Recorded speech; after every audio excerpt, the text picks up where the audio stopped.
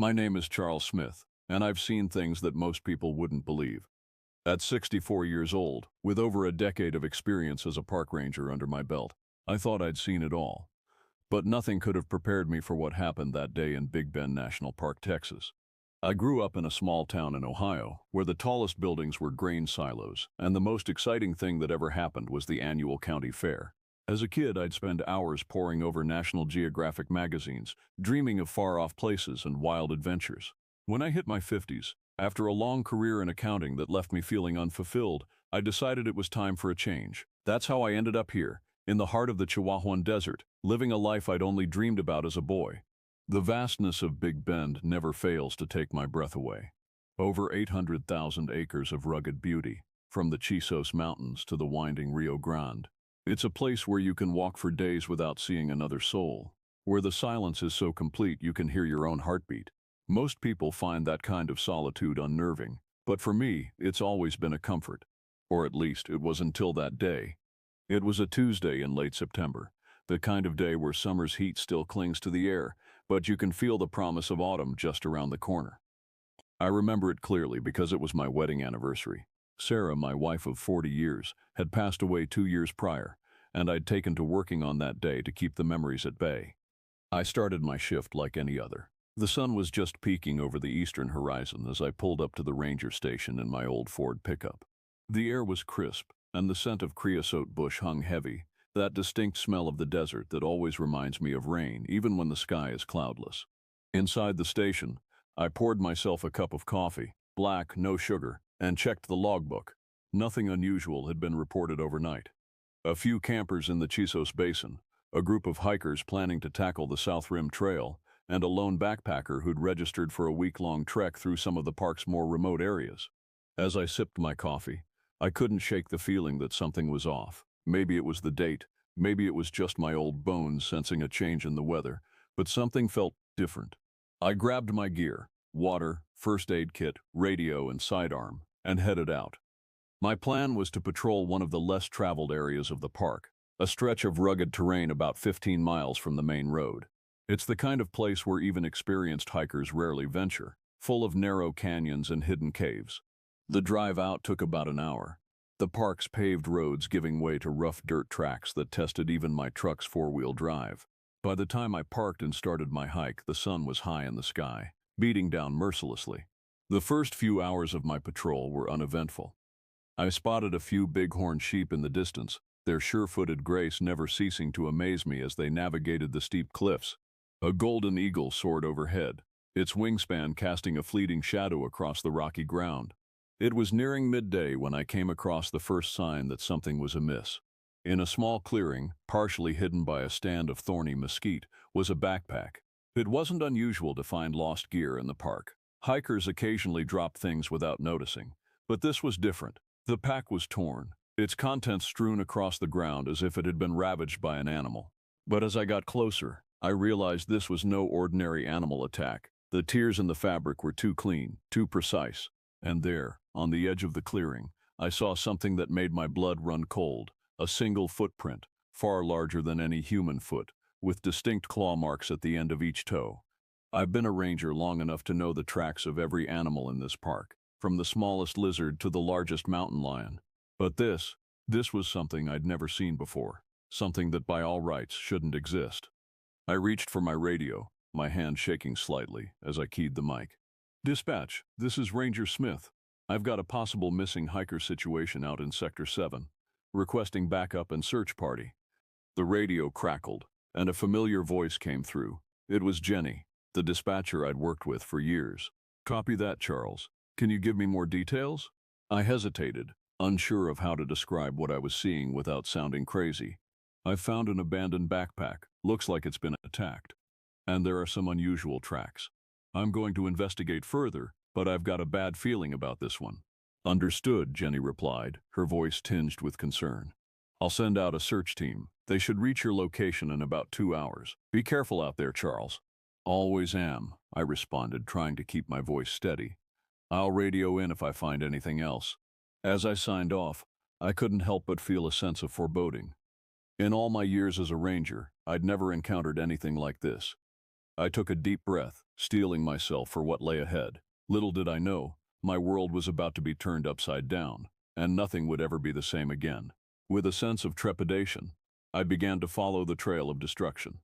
It led me deeper into a narrow canyon, the high walls casting long shadows that seemed to reach out like grasping fingers.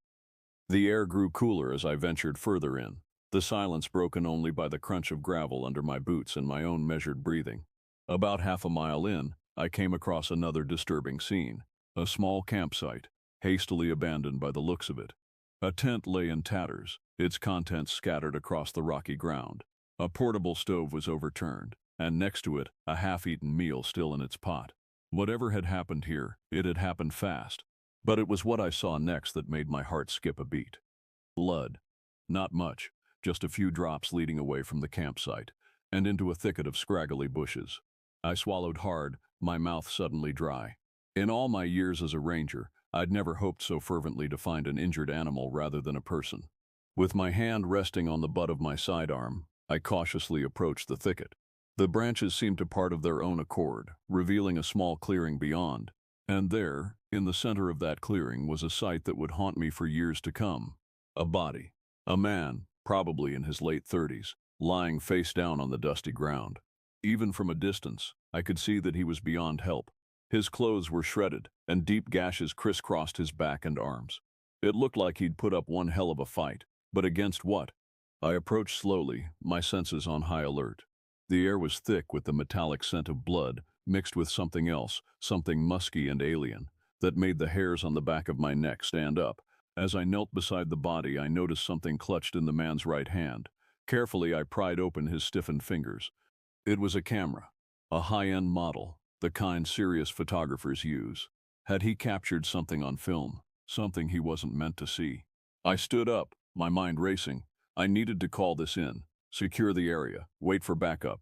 But before I could reach for my radio, a sound stopped me dead in my tracks. A low guttural growl that seemed to come from everywhere and nowhere at once. I spun around, my hand flying to my weapon. The canyon walls seemed to loom closer, the shadows deeper and more menacing. And then I saw it.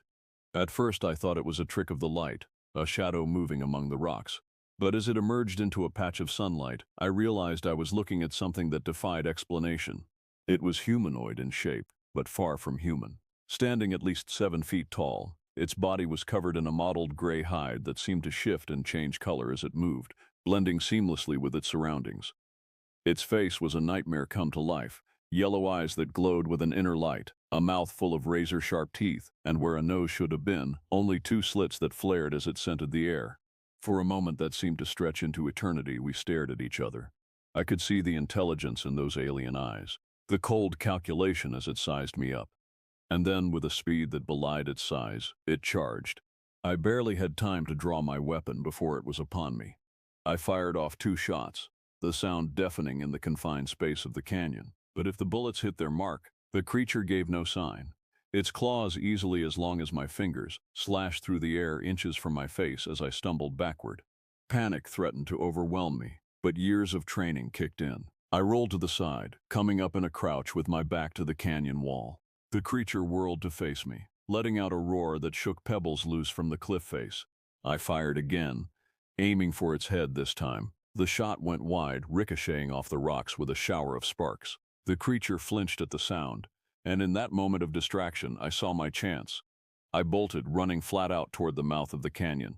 I could hear it behind me, its footsteps oddly silent on the rocky ground. My lungs burned, and my legs felt like lead, but fear drove me onward. As I neared the canyon's entrance, I risked a glance over my shoulder. The creature had stopped at the edge of the shadows, its form seeming to waver and blend with the darkness. Those eerie yellow eyes locked onto mine one last time, and I swear I saw something like amusement in their depths. Then, as suddenly as it had appeared, it was gone, melting back into the shadows as if it had never been. I didn't stop running until I reached my truck, my hands shaking so badly I could barely get the key in the ignition. As I sped back toward the ranger station, my mind struggled to process what I'd seen. It was impossible, it had to be, and yet I knew with bone-deep certainty that it was real. The next few hours passed in a blur. I reported what I'd found, the campsite, the body, the strange tracks, but I left out any mention of the creature. Even in my shocked state, I knew how it would sound. They'd think I was crazy, traumatized, or worse. A search and rescue team was dispatched, along with a couple of sheriff's deputies. They found everything just as I described it, minus one crucial detail. The body was gone. In its place was a large blood stain and drag marks leading deeper into the canyon. But despite an extensive search, no trace of the victim or whatever had taken him was found. The official report chalked it up to an animal attack, probably a mountain lion. The missing body was attributed to scavengers. It was a neat, logical explanation that tied everything up in a bow. But I knew the truth, and it was far from neat or logical. In the weeks that followed, I threw myself into research. I pored over old legends of the region, spoke to local tribal elders, and even reached out to cryptozoologists. I found hints and whispers of similar creatures in folklore from around the world, but nothing concrete. My colleagues started to give me odd looks. I knew I was becoming obsessed, but I couldn't let it go. The memory of those yellow eyes haunted my dreams, and I found myself jumping at shadows even in broad daylight. It was about a month after the incident when Jenny, the dispatcher, pulled me aside. "Charles," she said, her voice gentle but firm, "I'm worried about you. Maybe it's time to think about taking some leave. What you saw out there, it's okay to be shaken up." I wanted to tell her everything, to make her understand that what I'd seen was real, but I knew how it would sound, so I nodded, thanked her for her concern, and put in for some time off. But I didn't rest. Instead, I used my leave to dive deeper into my investigation. I camped out in the area where I'd encountered the creature, hoping to catch another glimpse. I set up trail cameras and spent hours reviewing the footage, looking for any sign of something out of the ordinary. Weeks turned into months, and while I found plenty of strange tracks and inexplicable noises, I never saw the creature again. I began to wonder if I was losing my mind. Had it all been some sort of stress-induced hallucination? And then, just as I was starting to doubt my own memories, it happened again. It was almost a year to the day after my encounter. I was back on full duty, though my colleagues still treated me with kid gloves. I'd been assigned to a routine patrol in a relatively popular area of the park, far from where I'd seen the creature. The day had been uneventful, just the usual mix of lost hikers and minor first aid. As evening approached, I was making one last sweep before heading back to the station. That's when I heard the scream. It came from a nearby campground, a sound of pure terror that cut through the gathering dusk like a knife. I radioed in my position and ran toward the sound, my heart pounding in my chest. The campground was chaos. Tents were overturned, camp chairs scattered like matchsticks. In the center of it all stood a woman, her face pale with shock, pointing toward the tree line. "It took him," she sobbed. "It took my husband." I tried to calm her down, to get a clear story, but all she could say was that something had burst out of the woods, grabbed her husband, and disappeared back into the darkness. Something big, something fast, something that wasn't human. As other rangers arrived on the scene, I slipped away toward the trees. I knew I should wait for backup, knew that charging in alone was foolish, but I also knew that if this was what I thought it was, no one else stood a chance.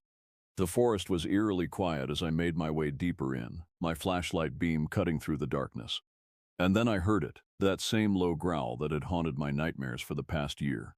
I swung my light toward the sound, and there it was. The creature stood at the edge of my light's reach, its hide shimmering as it shifted colors to blend with the foliage.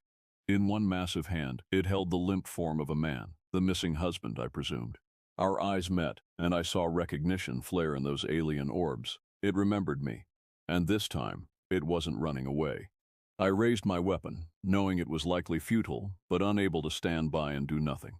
The creature tilted its head, almost curiously, and then it spoke. The sound was like gravel being crushed, forming words that were just barely recognizable as English. "You, persistent," it growled. "Why?" I was so shocked to hear it speak that I nearly dropped my gun.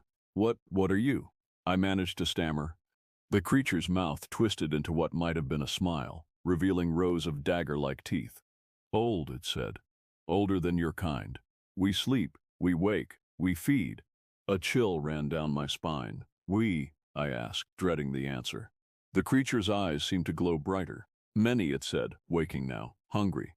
Before I could respond, it turned and loped off into the darkness, still carrying its victim. I gave chase, but it was like trying to follow a shadow. Within moments, it had vanished, leaving me alone in the dark woods with nothing but questions and a growing sense of dread. That was 3 months ago. Since then, there have been more disappearances, more sightings. The Park Service is trying to keep it quiet, but word is spreading. Tourists are staying away, and those who do come are nervous, jumping at every sound. I've tried to warn people, to make them understand the danger. But who's going to believe the ramblings of an old park ranger? They pat me on the back, tell me to take it easy, assume I'm cracking under the stress. But I know the truth. There's something out there in the vast wilderness of Big Bend. Something old, something hungry, something that sees us as nothing more than prey. And it's not alone. I don't know where these creatures came from, or why they're waking up now. Climate change, seismic activity, some cosmic cycle beyond our understanding. Your guess is as good as mine. What I do know is that we're not prepared. Our weapons seem useless against them, and they're smart, smarter than any animal I've ever encountered. They're learning, adapting, and I fear it's only a matter of time before they start venturing beyond the park's borders. So why am I telling you all this? Partly to warn you, I suppose. If you're planning a trip to Big Bend, or any remote wilderness area for that matter, be careful, be aware. And if you hear something strange in the night, something that sends a chill down your spine and makes your hair stand on end, don't investigate, run. But mostly, I'm telling you this because I need someone to know the truth. I'm an old man, and I don't know how much longer I'll be around to keep watch. Someone needs to be prepared for what's coming. Because make no mistake, something is coming. Those creatures, whatever they are just the beginning. They're waking up all over the world, emerging from long slumber into a world that's forgotten they ever existed. As for me, I'm still here, still doing my job. Every day I put on my uniform and head out into the park, knowing that I might not come back, but someone has to stand guard. Someone has to be ready. So if you're ever out in Big Bend and you see an old ranger keeping watch, that'll be me. And if you hear stories about strange sightings or unexplained disappearances, pay attention, because the world is changing, and the things that go bump in the night aren't just stories anymore. They're real, they're here, and they're hungry.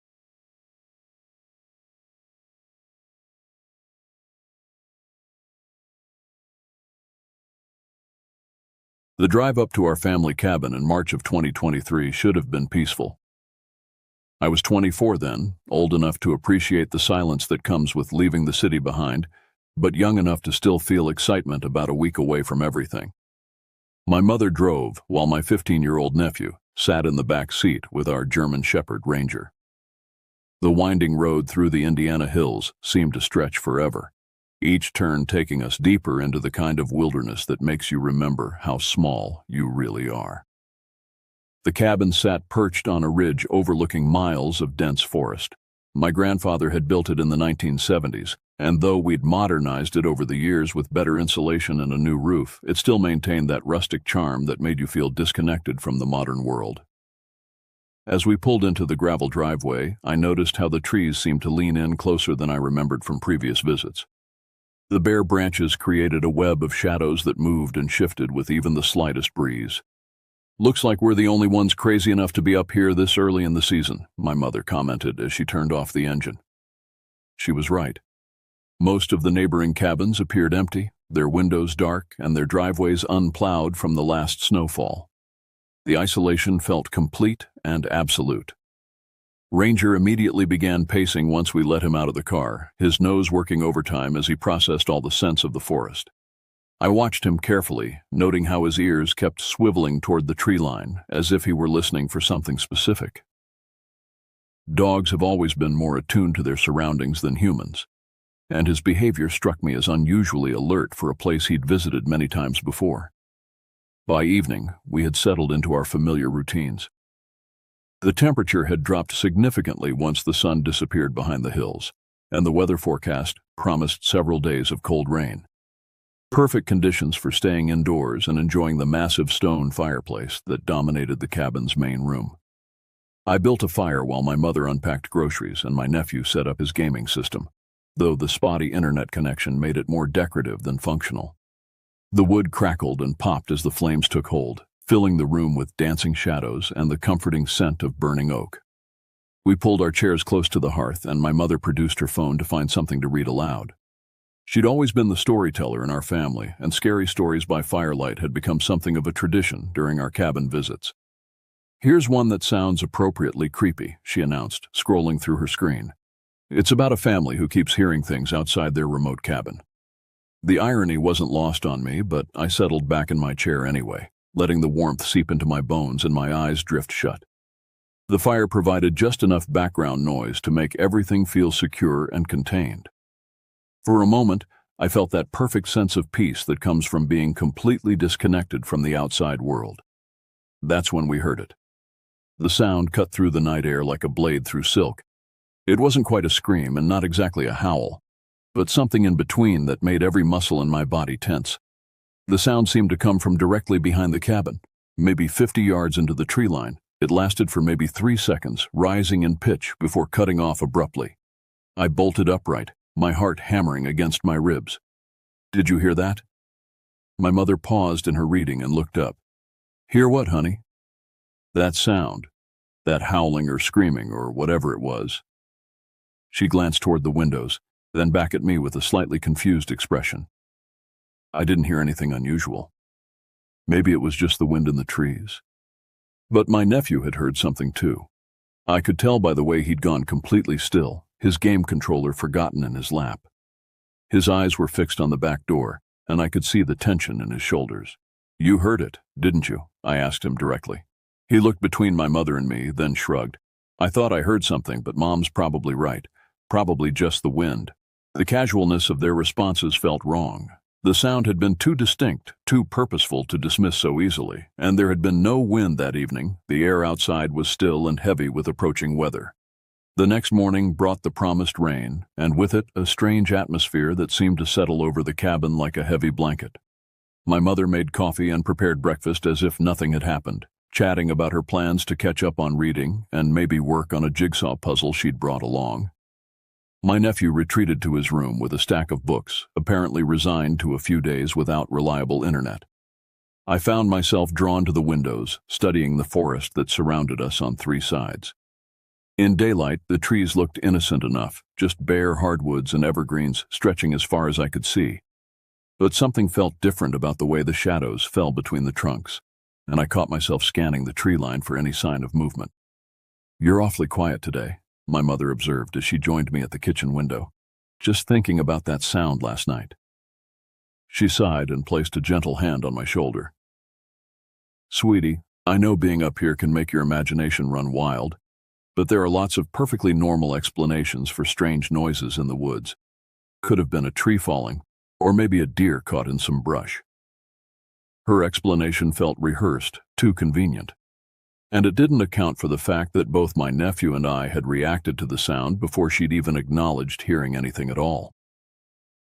That afternoon, while my mother napped and my nephew read in his room, I decided to take Ranger for a walk around the perimeter of our property. The rain had stopped temporarily, leaving everything dripping and fragrant with the smell of wet earth and decomposing leaves. Ranger seemed eager to explore, but I noticed he kept pulling toward the back of the cabin, toward the area where the sound had originated the night before. "What is it, boy?" I asked him, letting him lead me to the edge of the tree line. He stopped abruptly about 20 feet from the closest trees and began that low, rumbling growl that dogs make when they sense a threat. His hackles rose along his neck and back, and his body went rigid with attention. I followed his gaze into the shadows between the trees, but saw nothing unusual. "What's out there?" Ranger's growl intensified, and he took a step backward, pressing against my legs as if to push me away from whatever had captured his attention. I'd never seen him react this way to anything before. He was typically a confident, fearless dog who would investigate any new scent or sound with enthusiasm. We stayed there for several minutes, both of us staring into the forest, before I finally decided to retreat to the cabin. As we walked back, I could feel Ranger's tension in the way he kept looking over his shoulder, and I found myself doing the same thing. The second night brought more rain and an early darkness that seemed to press against the cabin windows like something alive. We'd settled into our evening routine, fire, comfortable chairs, and my mother's storytelling, but I found it impossible to relax.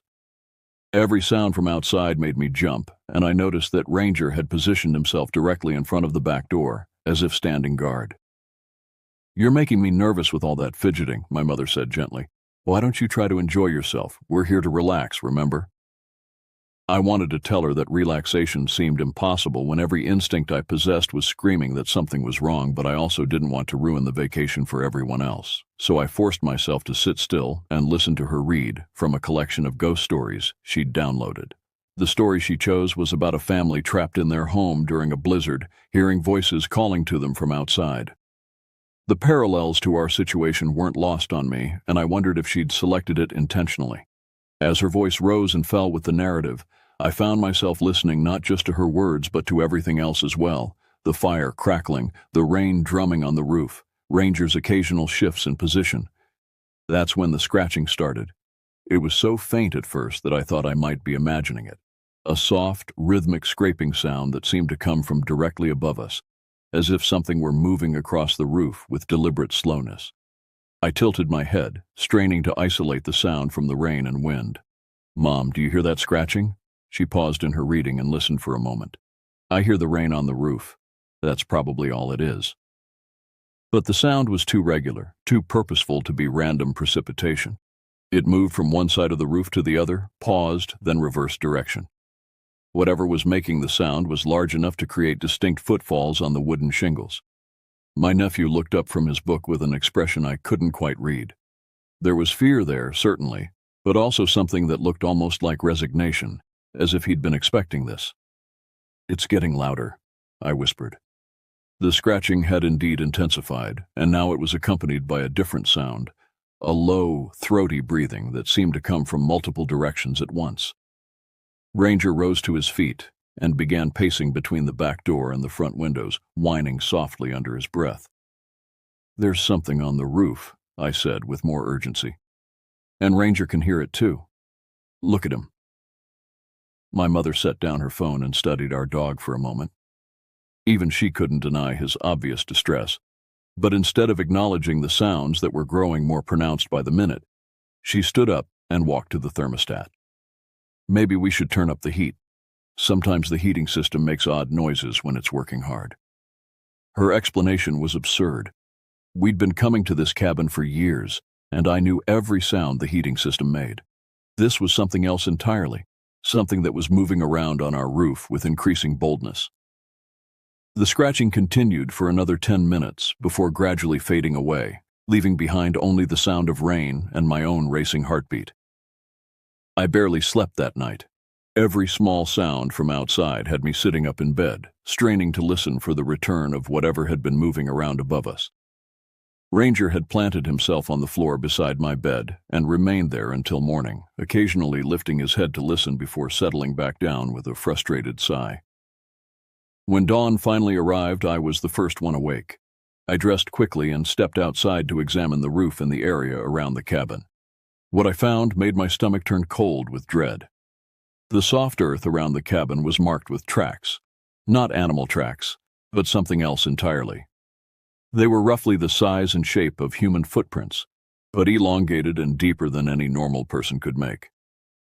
The impression suggested something heavy moving on two legs, circling the cabin repeatedly throughout the night. Even more disturbing were the marks on the cabin itself. Long scratches had been gouged into the wooden siding near the back door, and several of the roof shingles showed signs of damage consistent with something large moving across them. The evidence was unmistakable.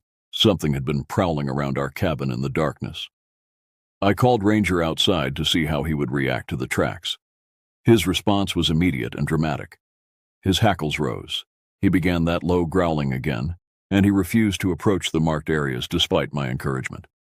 Whatever scent lingered in those footprints was enough to terrify a 90-pound German shepherd. "Find anything interesting?" I spun around to find my mother standing in the doorway, coffee mug in hand, looking remarkably calm for someone whose vacation cabin had been vandalized during the night. "Look at these tracks," I said, pointing to the clearest impressions in the mud. "And look at the scratches on the siding. Something was here last night, something big." She stepped closer and examined the evidence with what appeared to be genuine curiosity. Those are unusual," she admitted. Maybe we should call the local sheriff's office and report some vandalism. Her suggestion seemed reasonable on the surface, but something about her tone felt wrong. She was looking at clear evidence that something dangerous had been stalking around our isolated cabin, and her primary concern was filing a police report. Mom, I don't think this was vandalism. I think there's something living in these woods, something that's been watching us. She sipped her coffee and gazed out at the forest with an expression I couldn't interpret. Honey, I know this is frightening, but we can't let our imaginations get the better of us. There are reasonable explanations for everything we've seen and heard. But as she spoke, I noticed her eyes weren't focused on the trees. Instead, she seemed to be studying something specific in the distance, as if she were looking for something she expected to find there. That evening, I decided I couldn't continue pretending that everything was normal. The physical evidence, combined with the sounds we'd been hearing and Ranger's obvious distress, painted a picture that was impossible to ignore. Something was stalking us, and my family's refusal to acknowledge the danger was becoming more disturbing than the threat itself. We need to talk, I announced as we gathered around the fire for our third night at the cabin.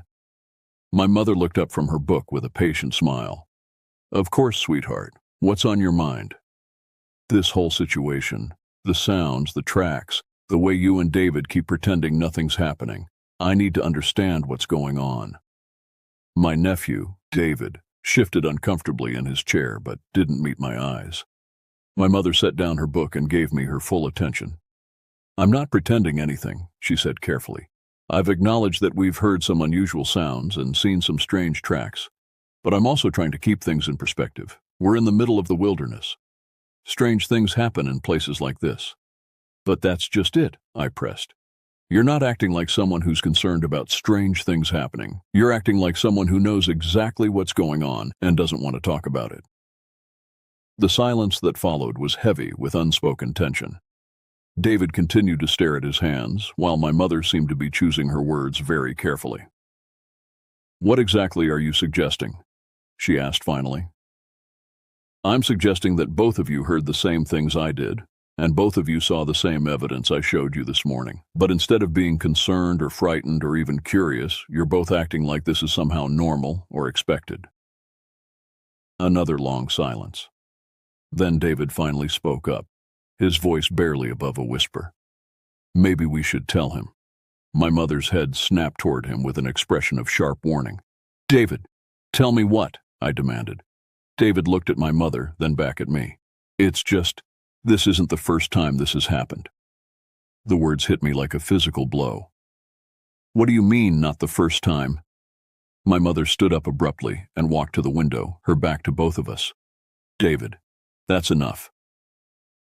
But David continued anyway, his words tumbling out in a rush.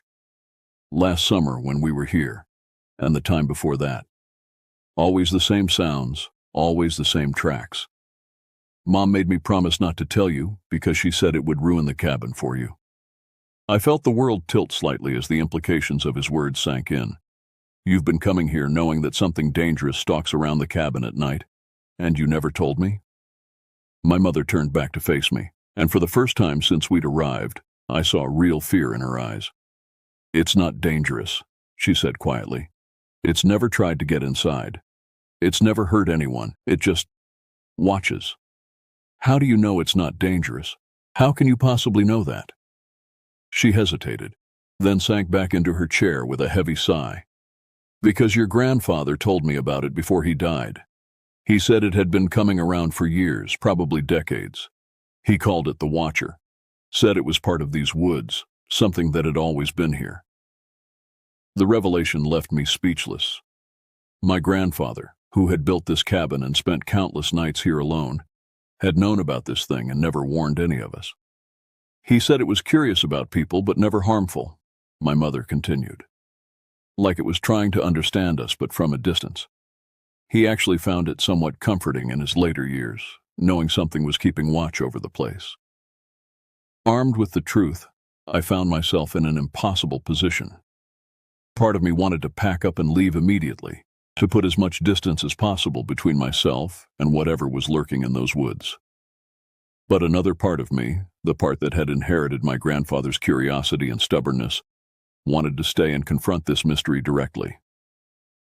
My mother and David seemed relieved to have finally shared their secret, but they also made it clear that they expected me to accept the situation as they had. The Watcher was simply part of the cabin experience, something to be endured rather than understood or confronted. But I couldn't accept that level of passive resignation. If something had been observing our family for years, I wanted to know what it was and what it wanted. That night, I made a decision that probably wasn't very wise. Instead of hiding inside the cabin and waiting for the sounds to begin, I decided to position myself where I could observe the Watcher in return. I dressed in dark clothes, armed myself with a powerful flashlight and my grandfather's old hunting rifle, and slipped out the back door while my mother and David were settling in for the evening.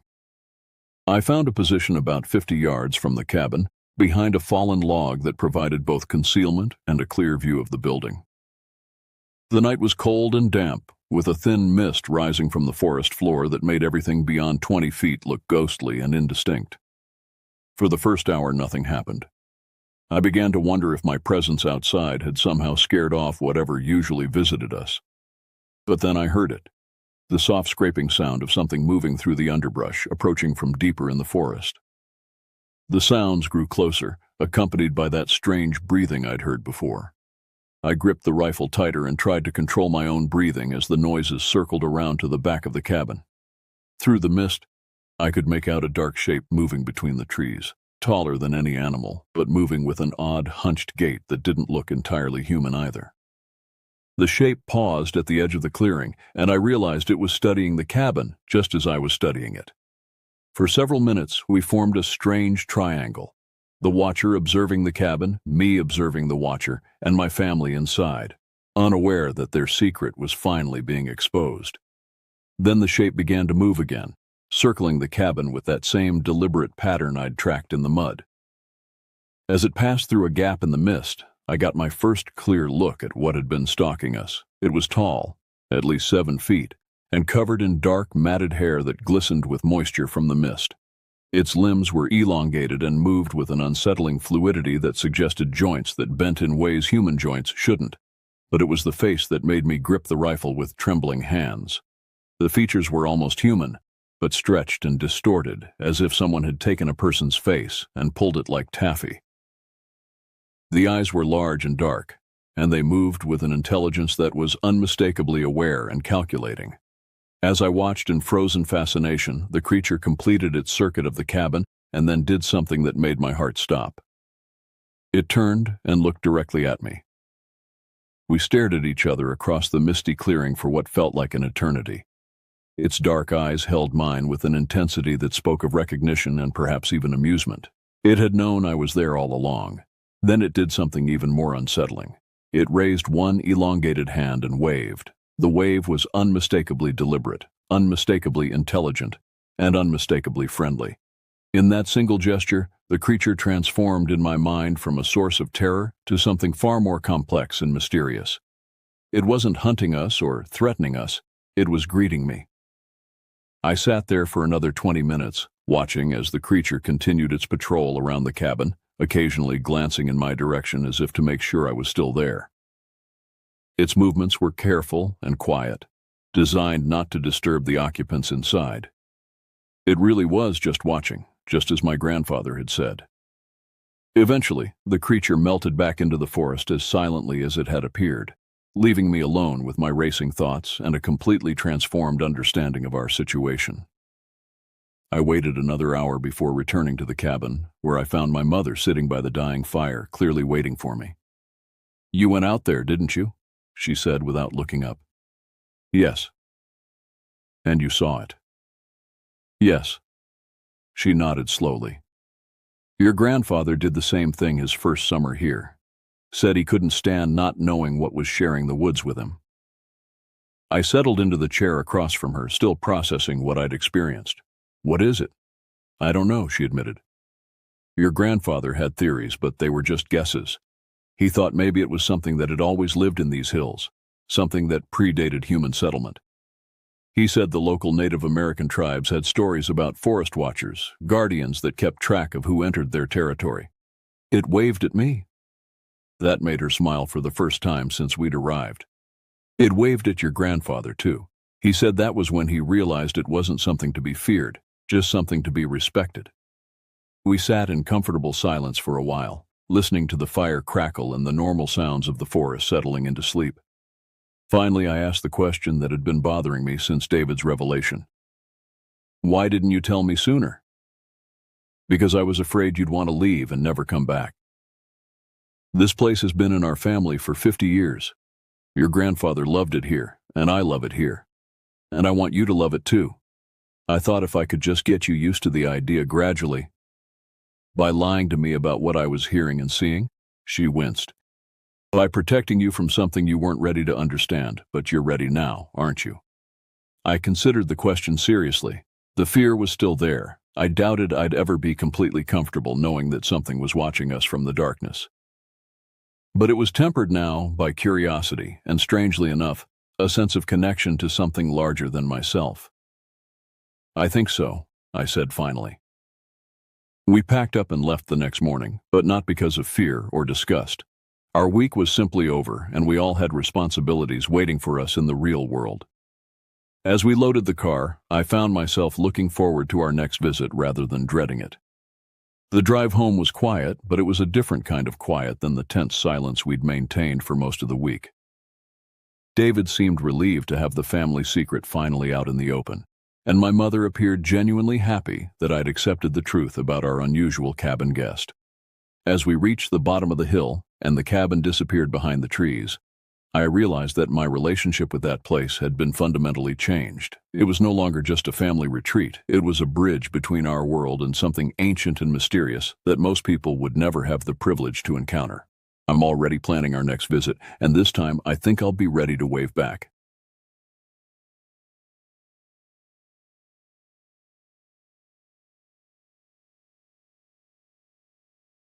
November 2023 started like any other month for my husband David and me. We had been living in our converted camper van since late September, embracing the nomadic lifestyle we'd dreamed about for years. After visiting my sister's family in eastern Texas, we made our way to Arizona for the annual Desert Sounds Music Festival near Phoenix. The festival had been everything we hoped for. 3 days of incredible music under star-filled skies, surrounded by fellow travelers who shared our love for adventure and freedom. When the last guitar chord faded and the festival grounds began to empty, we found ourselves reluctant to leave Arizona.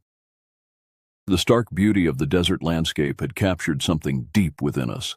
David suggested we spend a few extra weeks exploring before winter forced us to head south. The Tucson Gem and Mineral Show was still 2 weeks away, and we decided to make our way there slowly, stopping wherever the road called to us. That's how we found ourselves driving north from Phoenix toward Flagstaff on a crisp morning in mid-November. Our plan was simple. Spend a few days exploring the high desert country around Sedona, then continue north to the Grand Canyon before the winter weather made camping uncomfortable. David had been researching dispersed camping spots on his tablet, cross-referencing Forest Service maps with satellite imagery to find the perfect location, somewhere remote enough for pristine stargazing but accessible enough for our van. The Coconino National Forest stretched before us like an endless carpet of juniper and pine, broken by red rock formations that seemed to glow in the afternoon sun. We turned off Highway 89A onto Forest Service Road 618, a narrow dirt track that wound through stands of manzanita and oak brush. The road climbed steadily, and I could feel our ears popping as we gained elevation. There, David said, pointing ahead to where the road split. According to the map, there should be 2 dispersed camping spots up that branch. We took the left fork, and the road became even narrower, barely wide enough for our van. After about a mile, we crested a small hill and found ourselves looking down at 2 cleared areas, each large enough for an RV, or large tent. The first site was occupied by a white travel trailer with Montana plates. An older Chevy pickup truck sat beside it, and I could see a man in his 50s setting up what looked like an elaborate telescope on a tripod. A boy who appeared to be around 12 was helping him, carefully handling expensive-looking equipment. "Looks like we've got neighbors," I said, waving as we passed. The man waved back, and the boy looked up from his work with a shy smile. The second site sat perched on a leveled area at the very end of the road. As we pulled into it and shut off the engine, The silence that enveloped us was so complete it seemed to have weight. David stepped out first, stretching his arms above his head and taking a deep breath. "Now this," he said, "is what I call a view." He wasn't exaggerating. Our campsite sat on what felt like the edge of the world. To the south, wave after wave of mountain ridges rolled away toward the horizon, each one a slightly different shade of blue or purple in the distance. To the east, a deep valley stretched out below us, dotted with the dark green of junipers and the silver green of sage. A barbed wire fence marked the boundary of what our map indicated was a large cattle ranch, its headquarters hidden somewhere in the valley beyond the next ridge. What struck me most was the absolute remoteness of our location.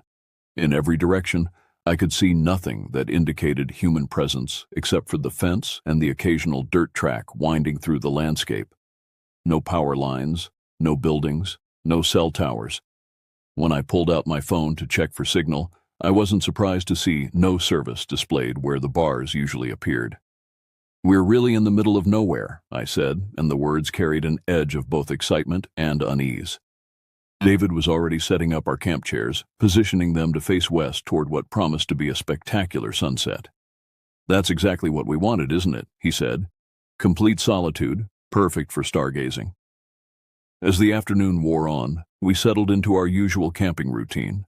I prepared a simple dinner on our camp stove, while David checked and adjusted our solar panel setup.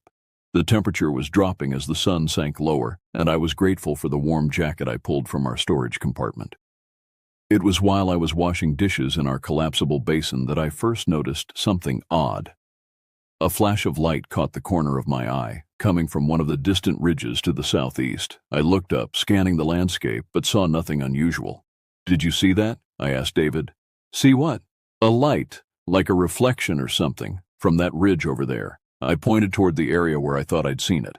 David followed my gaze, shading his eyes against the setting sun. "I don't see anything." "Maybe it was just sunlight hitting a piece of quartz or something metallic." I nodded, accepting his explanation, but kept glancing back toward the ridge as we finished our evening chores. As darkness began to fall and the first stars appeared, I forgot about the light entirely.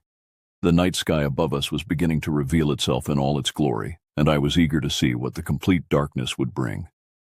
That first night in the high desert was unlike anything I had ever experienced. We retired to our van shortly after sunset, following our usual routine of reading by LED lantern light before settling in for sleep. The temperature had dropped to near freezing, and our small propane heater worked steadily to keep the interior comfortable. Despite the mechanical hum of the heater's fan, the silence outside felt overwhelming, pressed against our thin walls like something alive. I woke sometime after midnight, my bladder demanding attention despite my reluctance to leave the warmth of our sleeping bag. David stirred as I quietly unzipped the van door and stepped out into the cold air. The shock of the temperature difference made me gasp, and my breath came out in white puffs that dissipated quickly in the dry air. But the cold was immediately forgotten when I looked up. The night sky stretched above us like a dark canvas, splattered with diamonds. The Milky Way cut a bright swath across the heavens, more vivid and detailed than I had ever seen it. Stars that were invisible in even moderately light-polluted areas blazed with intensity that seemed almost aggressive. I stood there for several minutes, neck craned back, feeling dizzy from the sheer immensity of what I was seeing. "Incredible," David's voice said softly beside me. He had followed me out and was staring upward with the same sense of awe. "We have to stay another night," I whispered, as if speaking too loudly might somehow diminish the spectacle above us. "I need to see this again." We stood there for perhaps 10 minutes, picking out constellations and pointing out satellites as they traced their paths across the star field. The silence around us was so complete that I could hear my own heartbeat, could hear the slight wheeze of David's breathing in the cold air. When we finally returned to the van, we were both energized by what we had witnessed.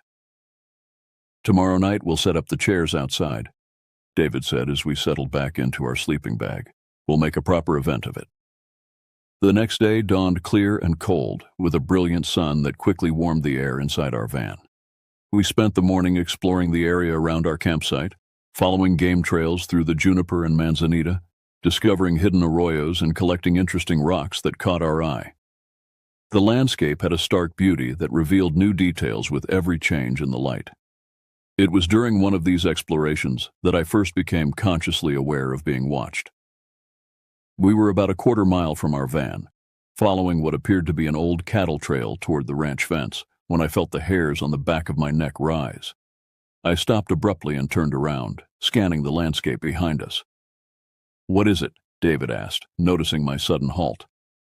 "I don't know," I said, continuing to search the terrain with my eyes. I just had the feeling that something was observing us. David followed my gaze, his expression growing more serious. "I don't see anything. But you know what? I've been feeling something similar all morning. Like we're not as alone out here as we thought."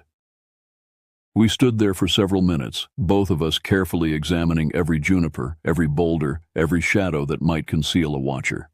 But the landscape appeared empty, populated only by the occasional lizard or desert bird. Finally, we shrugged off the feeling and continued our hike, but I noticed that both of us glanced back more frequently than usual. It was around noon when I saw the light again. We had returned to our campsite and were eating lunch outside, enjoying the warmth of the desert sun, when that same flash caught my peripheral vision. This time I was ready for it, and I turned immediately toward the source. "There," I said, pointing toward the southeastern ridge. "Do you see it? That bright flash?" David looked where I was pointing, squinting against the bright sky. For a moment we both stared at the ridge, and then it happened again, a brilliant flash of white light, lasting perhaps 2 seconds, coming from what appeared to be the highest point of the ridge. "I saw it that time," David said, his voice carrying a note of concern. "What do you think it is?" My first instinct, given my training as a wilderness first responder, was that someone might be in distress. "Could be a signal mirror," I said. "Maybe someone's trying to get attention up there." But as we continued to watch over the next hour, the light appeared several more times, always from different locations along the ridgeline. No one on foot could move that quickly across such rough terrain. The flashes seemed random, appearing every 10 or 15 minutes from points that were sometimes miles apart. "That's not someone signaling for help," David said finally, "unless there's a whole group of people up there and they're all carrying signal mirrors." The afternoon passed uneasily. We tried to focus on normal camping activities, reading, playing cards, preparing dinner, but both of us kept glancing toward the ridge. The flashes continued sporadically, and I began to feel a growing sense of unease that I couldn't quite explain. There was something about the randomness of the lights, the way they appeared from impossible distances apart, that made my subconscious mind send up warning signals. As evening approached and we prepared for our planned stargazing session, I found myself dreading the coming darkness. The beautiful night sky that had filled me with wonder just 24 hours before now seemed like a vast dark space where anything might hide. I tried to dismiss these feelings as mere anxiety, the result of being in such an isolated location, but the knot in my stomach continued to tighten as the sun sank toward the western horizon. Our neighbors, the man and boy with the telescope, had spent the day making trips to Sedona and had returned just before sunset. I could see them setting up their equipment again, and the normalcy of their presence provided some comfort. At least we weren't completely alone out here. But as full darkness fell and we stepped outside with our camp chairs, I could no longer ignore the growing sense that something was fundamentally wrong with this place. The temperature had dropped below freezing by the time we set up our chairs facing east, away from where our neighbor's campfire cast a warm glow in the distance. David had prepared a thermos of hot coffee, and we wrapped ourselves in heavy blankets as we settled in to watch the night sky. For the first hour, everything seemed normal. The stars emerged in their magnificent display, satellites traced their predictable paths overhead, and we pointed out planets and constellations to each other in whispered conversations. It was approaching 11 o'clock when I first noticed that something was different from the previous night. One star in particular seemed brighter than the others, hanging in what I thought might be the position of Polaris, the North Star. But as I continued to observe it, I realized that its intensity was fluctuating slightly, growing brighter and dimmer in an irregular rhythm. "David," I said quietly, "look at that star. The bright one, almost directly overhead. Does it seem strange to you?" He followed my pointing finger and focused on the star in question. For several minutes, we both watched it pulse and flicker. "That's definitely not normal stellar behavior," he said. "Stars don't change brightness that quickly unless something's passing in front of them." We continued to observe the anomalous star and gradually became aware that it was not only changing in brightness, but also in position. So slowly that it was almost imperceptible, it was moving against the background of fixed stars. What had started as a point of light nearly overhead was now noticeably displaced toward the southern horizon. "That's not a star," I said, my voice barely above a whisper. "And it's not a satellite either. Satellites don't change brightness like that." As if responding to my words, the light suddenly intensified, becoming so bright that I could see it casting faint shadows on the ground around our chairs. Then, just as suddenly, it dimmed to a pale yellow glow and began to move more rapidly across the sky. Its path was erratic, unlike anything I had ever seen. Not the steady arc of a satellite or the predictable course of an aircraft, but a stuttering, irregular progression that reminded me of the flight pattern of a hummingbird. "Are you recording this?" David asked, his voice tight with tension. I fumbled for my phone, but when I tried to focus the camera on the moving light, it appeared as nothing more than a faint blur on the screen. The device's automatic settings couldn't seem to lock onto the object, and manual adjustments produced no better results. For the next 20 minutes, we watched the light perform its aerial dance. It would hover motionless for several seconds, then dart to a new position hundreds of yards away in the space of a heartbeat.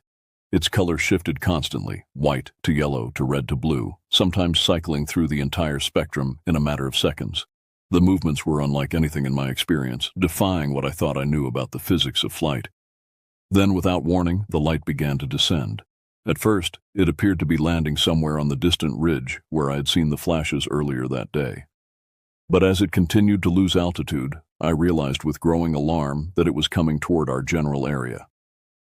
The light maintained its color-shifting display as it dropped below the tree line, disappearing behind the large juniper that stood between our campsite and the ranch fence. "It's behind the tree," David whispered, his voice so quiet I could barely hear him over the sound of my own heartbeat. We sat frozen in our chairs, afraid to move, afraid to speak above a whisper. The juniper tree was perhaps 50 yards from our position, large enough to conceal a small building. For several minutes, nothing happened. The normal night sounds of the desert, the distant call of an owl, the rustle of small creatures in the brush, seemed muted, as if the entire landscape was holding its breath. Then I saw movement. A soft glow emanated from behind the left side of the juniper, pulsing gently in shades of deep purple and violet.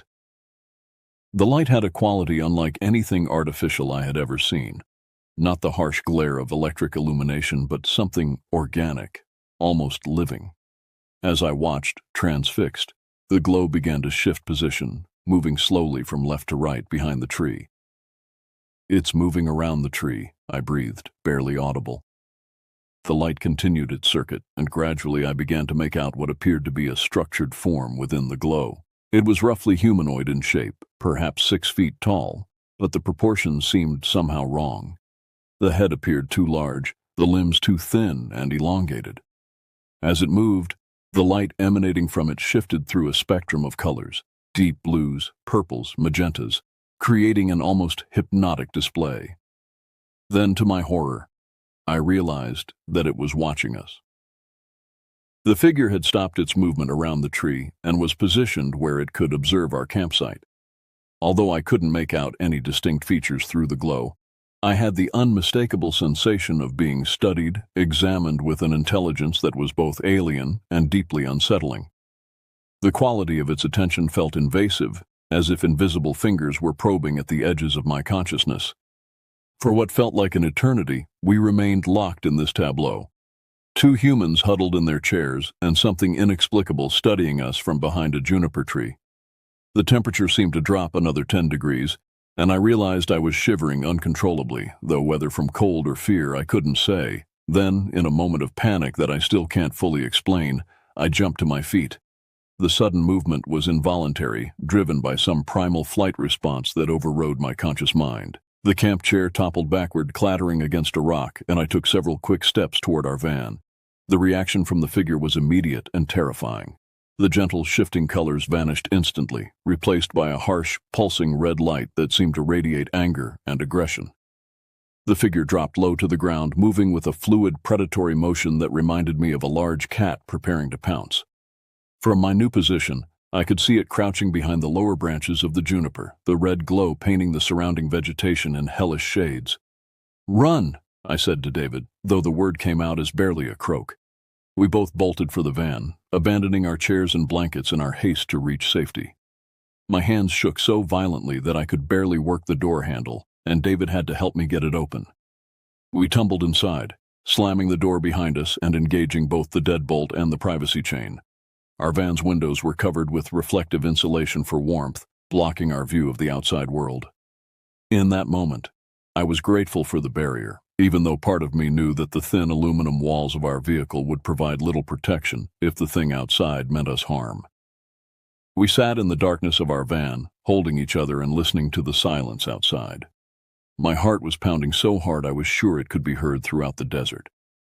David's breathing was rapid and shallow, and I could feel tremors running through his body. Minutes passed, then an hour.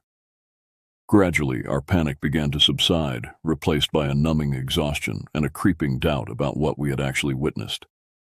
"Did that really happen?" I whispered into the darkness. "I think so," David replied, his voice hoarse. "But I'm not sure I believe it myself." We spent the remainder of that night huddled together in our van, jumping at every small sound from outside. The crack of cooling metal, the rustle of wind through juniper branches, the distant calls of coyotes echoing across the desert. Neither of us suggested looking outside to see if the entity was still there. Some instinct deeper than conscious thought warned us that opening those doors again before daylight would be a fatal mistake. Dawn came slowly, the eastern sky lightening by degrees until pale sunlight began filtering through the small gaps around our window coverings. Only then did we finally muster the courage to peer outside. David carefully pulled back a corner of the insulation covering our front windshield and looked toward the juniper tree. "I don't see anything," he said after several minutes of careful observation. "It looks completely normal out there." We spent another hour inside the van, drinking coffee and trying to process what we had experienced. In the growing light of day, the events of the previous night began to feel like a shared nightmare. The human mind, I discovered, has a remarkable ability to rationalize even the most inexplicable experiences. "Maybe it was some kind of atmospheric phenomenon," David suggested. "Ball lightning or swamp gas or something like that." I wanted to accept this explanation, to dismiss what we had seen as a misunderstanding of natural forces. But deep in my gut, I knew we had encountered something that defied rational explanation. The memory of that intelligence studying us from behind the tree was burned into my mind with a clarity that no amount of wishful thinking could diminish. Eventually, the need for normal morning routines overcame our fear. We cautiously opened the van door and stepped outside into the crisp desert air. Everything appeared exactly as we had left it: our overturned chairs, the scattered blankets, the cold remains of our evening fire. The juniper tree stood silent and unremarkable, showing no sign of the otherworldly visitor that had sheltered behind its bulk. But as we moved around the campsite, collecting our abandoned items and trying to restore some sense of normalcy, I began to notice things that made my skin crawl. The ground around the juniper showed what appeared to be disturbances in the sandy soil, not quite footprints, but areas where the earth seemed to have been compressed by some significant weight. The patterns were circular, approximately 3 feet in diameter, and unlike any animal tracks I had ever seen.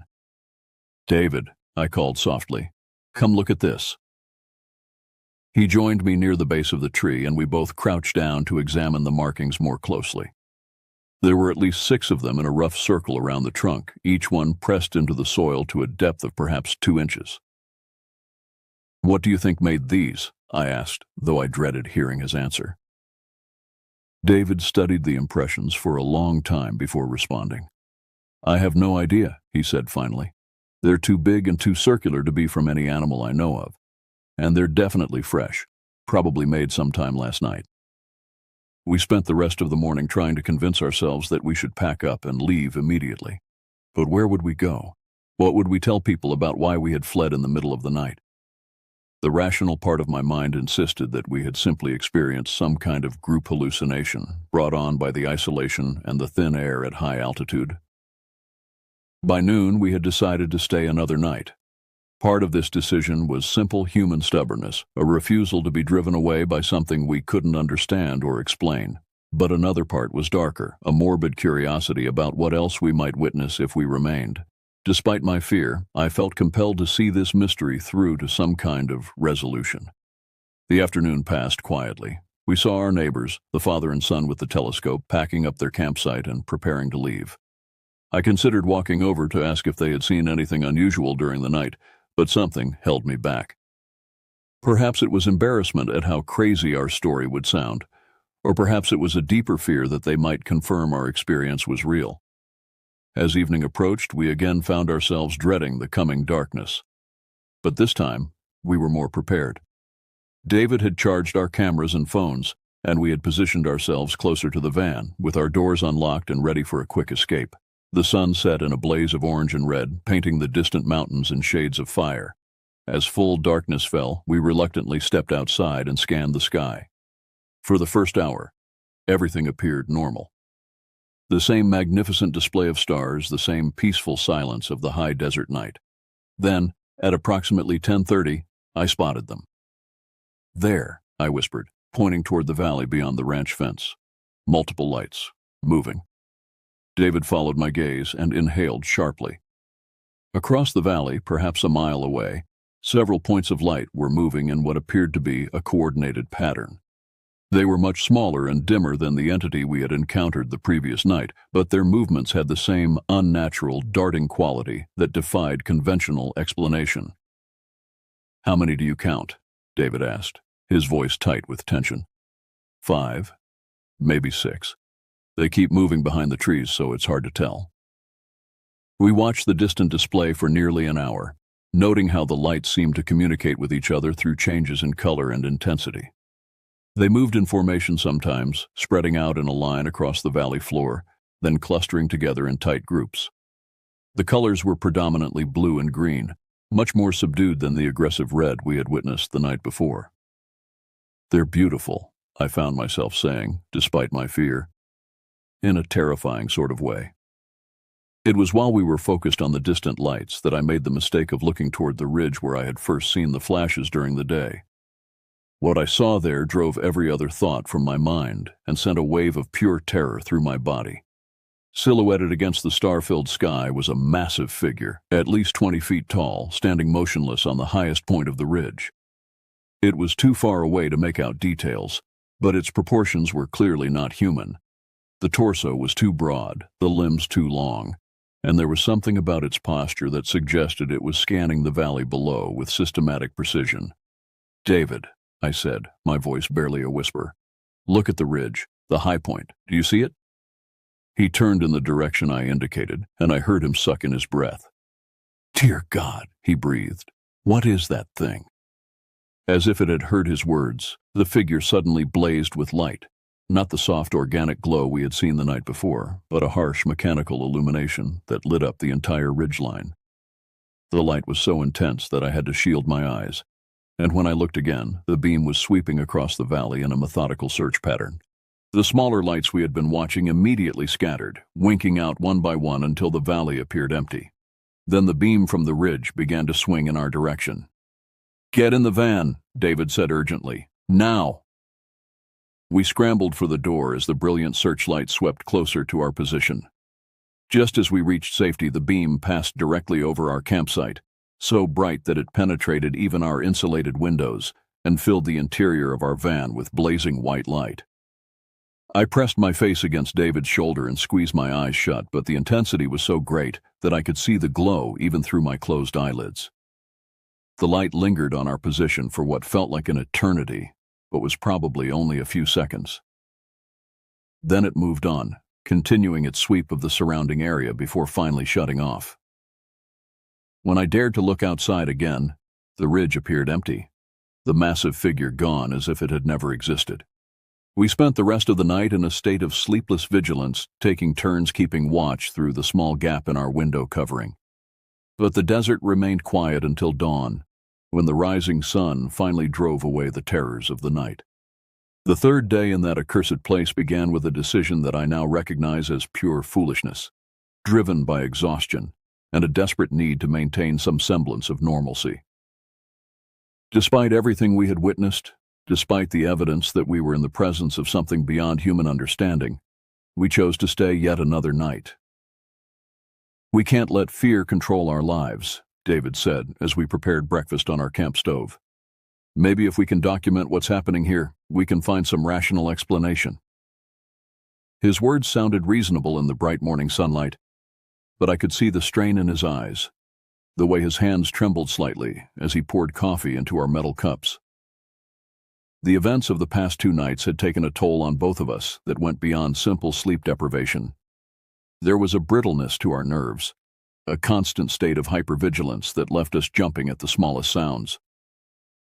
Throughout the day, I found myself obsessively scanning the horizon, searching for any sign of the entities we had encountered.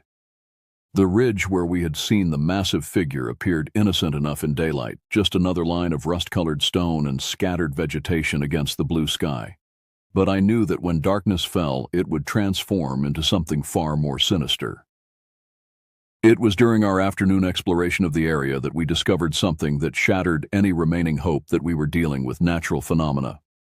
About a quarter mile from our campsite, hidden in a small arroyo that cut through the desert floor, we found them. A series of depressions in the rocky ground that were clearly not natural formations. The marks were scattered across an area roughly 50 yards in diameter, each one a perfect circle burned into the stone itself. The rock within these circles had been somehow fused, creating a glass-like surface that reflected the afternoon sun like dark mirrors. The edges of each circle were raised slightly, as if the stone had been heated to such an intense temperature that it had actually flowed like liquid before cooling again. "This is impossible," David said, kneeling beside one of the larger formations.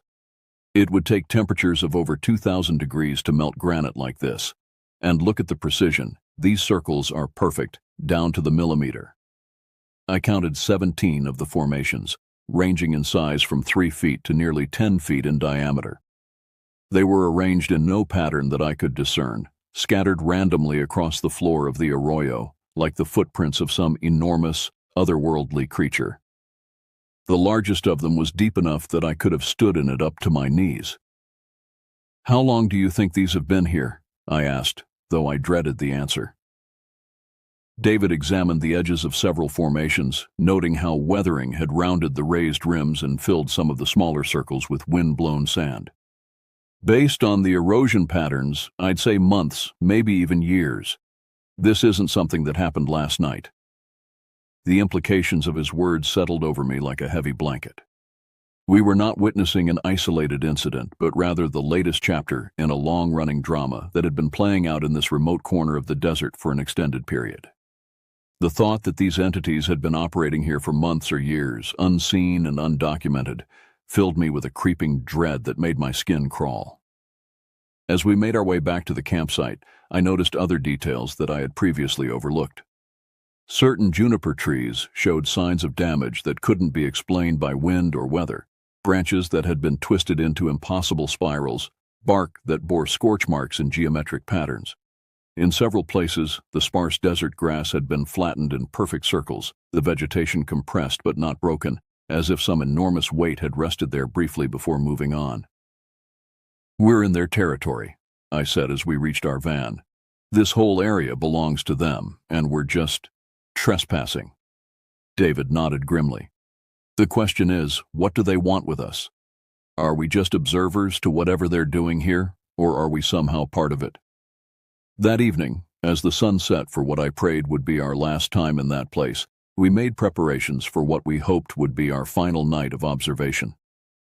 David had rigged up a makeshift blind using our camp chairs and a tarp, positioned to give us a clear view of both the valley and the ridge while providing some concealment. We had our cameras ready, phones charged, and a detailed plan for documentation. But as darkness fell and the first stars appeared, I felt a familiar knot of terror forming in my stomach. The desert night no longer held wonder for me. It had become a dark stage where horrors beyond human comprehension performed their mysterious rituals. The first sign that this night would be different came at approximately 9 o'clock, when a low humming sound began to emanate from somewhere in the distance. It was barely audible at first, more felt than heard, a vibration that seemed to come from the ground itself. Gradually, the sound increased in intensity until it filled the entire desert with a resonance that made my teeth ache. "Do you hear that?" I whispered to David, though the question was unnecessary. His face was pale in the starlight, and he was pressing his hands against his ears as if trying to block out the sound. The humming continued for nearly 20 minutes, rising and falling in complex harmonic patterns that seemed almost musical, but in a way that was deeply unsettling to human ears. Then, as suddenly as it had begun, the sound stopped, leaving a silence so complete that it felt oppressive. That's when they appeared. The lights came not from the valley or the ridge, but from the sky itself. At first, there was just one, a bright point of white light that seemed to emerge from among the stars themselves. But as we watched in horrified fascination, more lights began to appear, until the entire dome of the sky was filled with dozens of moving points of illumination. They moved in formation, executing complex maneuvers that would have been impossible for any aircraft I knew of. The lights would cluster together in tight groups, then spread out in perfect geometric patterns.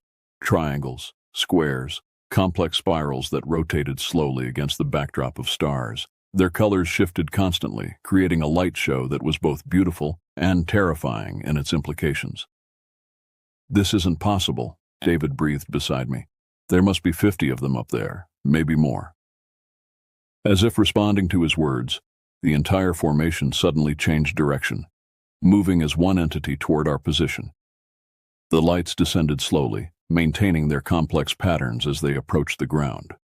I could feel my heart hammering against my ribs as they drew closer, their combined illumination growing bright enough to cast sharp shadows on the ground around our campsite. Then, when they were perhaps 100 feet above us, they stopped. The entire formation hung motionless in the air, and I had the unmistakable sensation that we were being examined, studied by dozens of alien intelligences that were as far beyond human understanding as we were beyond the comprehension of ants. The silence stretched on, broken only by the sound of our own rapid breathing. I wanted to run, wanted to dive for the safety of our van, but some deeper instinct warned me that any sudden movement might trigger a response that I was not prepared to face. Then, without warning, one of the lights detached itself from the formation and began to descend directly toward us. It moved slowly, deliberately, its glow shifting through the entire spectrum of visible light. As it drew closer, I could make out a structure within the light, not the organic fluid form we had seen behind the juniper tree, but something more mechanical, more purposeful. The entity landed perhaps 20 feet from our position, its light dimming to a soft blue glow that pulsed rhythmically like a heartbeat.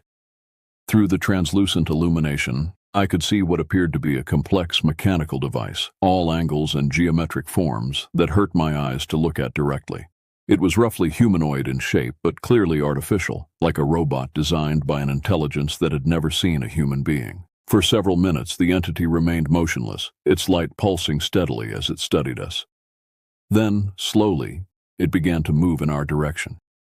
Each step was deliberate, measured, closing the distance between us with inexorable precision. That's when my nerve finally broke. I bolted from our makeshift blind, abandoning our carefully laid plans in a burst of pure animal panic.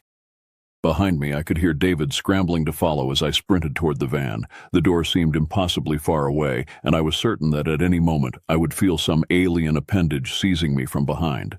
We reached the van together, tumbling through the door in a tangle of limbs and desperation. As David slammed the door shut and engaged the locks, I looked back through our rear window and saw something that will haunt me for the rest of my life. The entire formation of lights had descended to ground level, surrounding our van in a perfect circle. The mechanical entity that had approached us stood directly behind our vehicle, its blue glow painting our rear window in eerie shadows. And beyond the circle of lights, I could see other shapes moving in the darkness. Tall, spindly figures that walked with an inhuman gait, converging on our position from all directions. We were surrounded, trapped like specimens in some cosmic laboratory, with nowhere to run and no way to call for help. The isolation that had once seemed like a blessing now felt like a death sentence, cutting us off from any possibility of rescue or escape. As the lights outside grew brighter and the shapes drew closer, I pressed my face against David's shoulder and prayed to whatever God might be listening that we would survive the night. The siege began at 11:17 p.m. I know the exact time because I was clutching my phone like a lifeline. watching the digital display as our world collapsed into nightmare. The battery showed 37%, our last tenuous connection to the world we had known, though the no service message reminded us that we were beyond any hope of calling for help. Outside our thin aluminum walls, the entities had arranged themselves in a perfect circle around our van, their lights pulsing in synchronized patterns that seemed to follow some alien mathematics. Through the gaps in our window coverings, I could see that there were at least 20 of them, each one maintaining its position with mechanical precision. The blue glow from their illumination had transformed our campsite into something resembling the bottom of an ocean, everything bathed in shifting underwater light. "They're studying us," David whispered, his voice so quiet I could barely hear him over the sound of my own thundering heartbeat.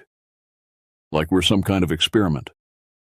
The mechanical entity that had first approached us remained directly behind our van, its light brighter than the others, casting our rear window in sharp relief. Through the translucent barrier of our window covering, I could make out its silhouette, tall, angular, with appendages that moved in slow, deliberate gestures. It was doing something, manipulating what appeared to be a complex device that projected holographic displays into the air around it. But it was the other shapes that truly terrified me. The tall, spindly figures that had emerged from the darkness now stood between the circle of lights, motionless as statues but clearly aware of our presence. In the shifting illumination, I could make out details that defied rational description. Limbs that bent in too many places, heads that were the wrong shape entirely, proportions that hurt my mind to contemplate. They stood perfectly still, like sentinels waiting for some signal that would determine our fate. "What do they want?" I breathed into the darkness of our van. As if responding to my question, the humming sound returned, but this time it was coming from all around us, emanating from the circle of entities themselves. The vibration was so intense that I could feel it in my bones, making my teeth ache and causing our metal walls to resonate like the skin of a drum. The sound built in intensity until it was almost unbearable, then shifted into complex harmonic patterns that seemed to carry meaning just beyond the edge of comprehension.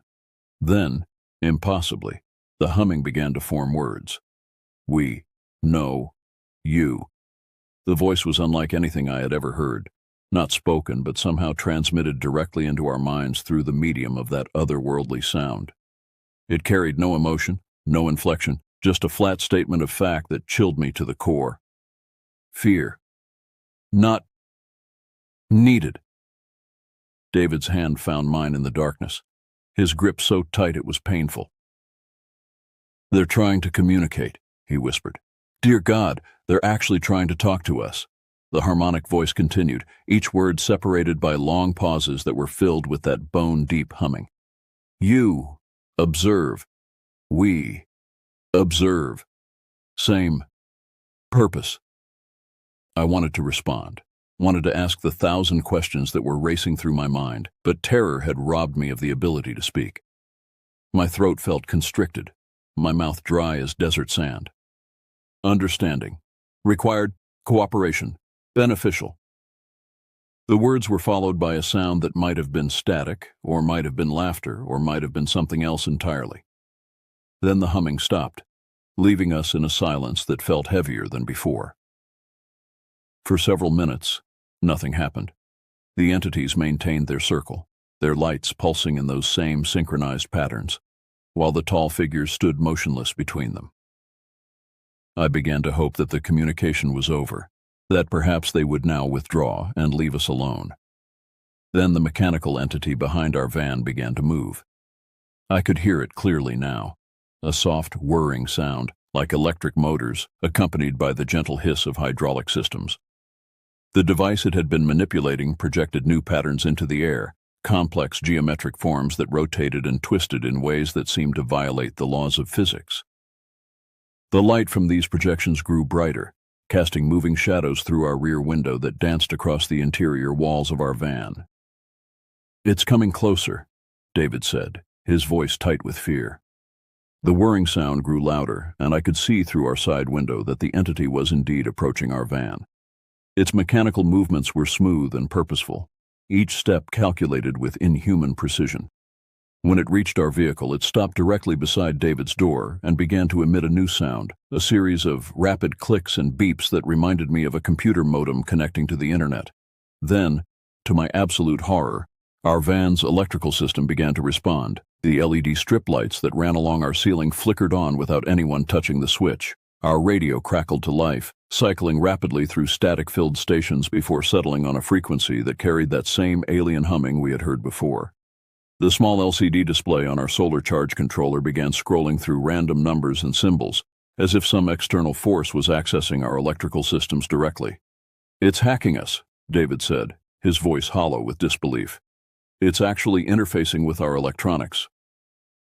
The invasion of our systems continued for several minutes, with various devices switching on and off seemingly at random. Our water pump cycled several times, our propane detector beeped intermittently, and our phone chargers began emitting high-pitched whines. Throughout it all, the mechanical entity remained beside our van, its clicking and beeping sounds increasing in complexity as it probed deeper into our electronic infrastructure. Then, suddenly, our main electrical panel shut down entirely, plunging us into complete darkness. The silence that followed was absolute. No electrical hum, no LED displays, nothing but the sound of our own panicked breathing. Even the lights outside seemed to have dimmed, as if the entities were conserving energy for whatever was coming next. That's when I heard the new sound, a soft scratching like claws or talons against metal coming from the roof of our van. "Something's on top of us," I whispered, my voice barely audible even to myself.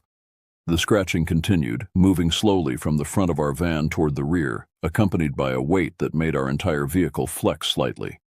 Whatever was up there was heavy, much heavier than any bird or small animal.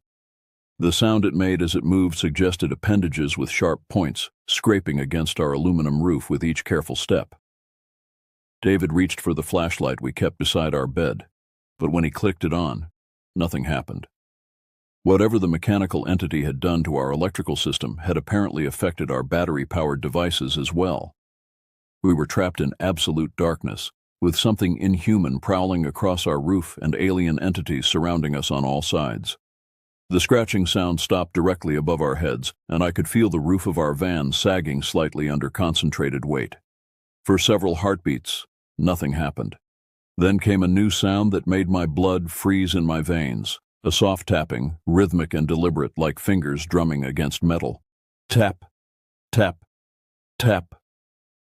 The sound was clearly intentional, a pattern of communication that was somehow both alien and familiar.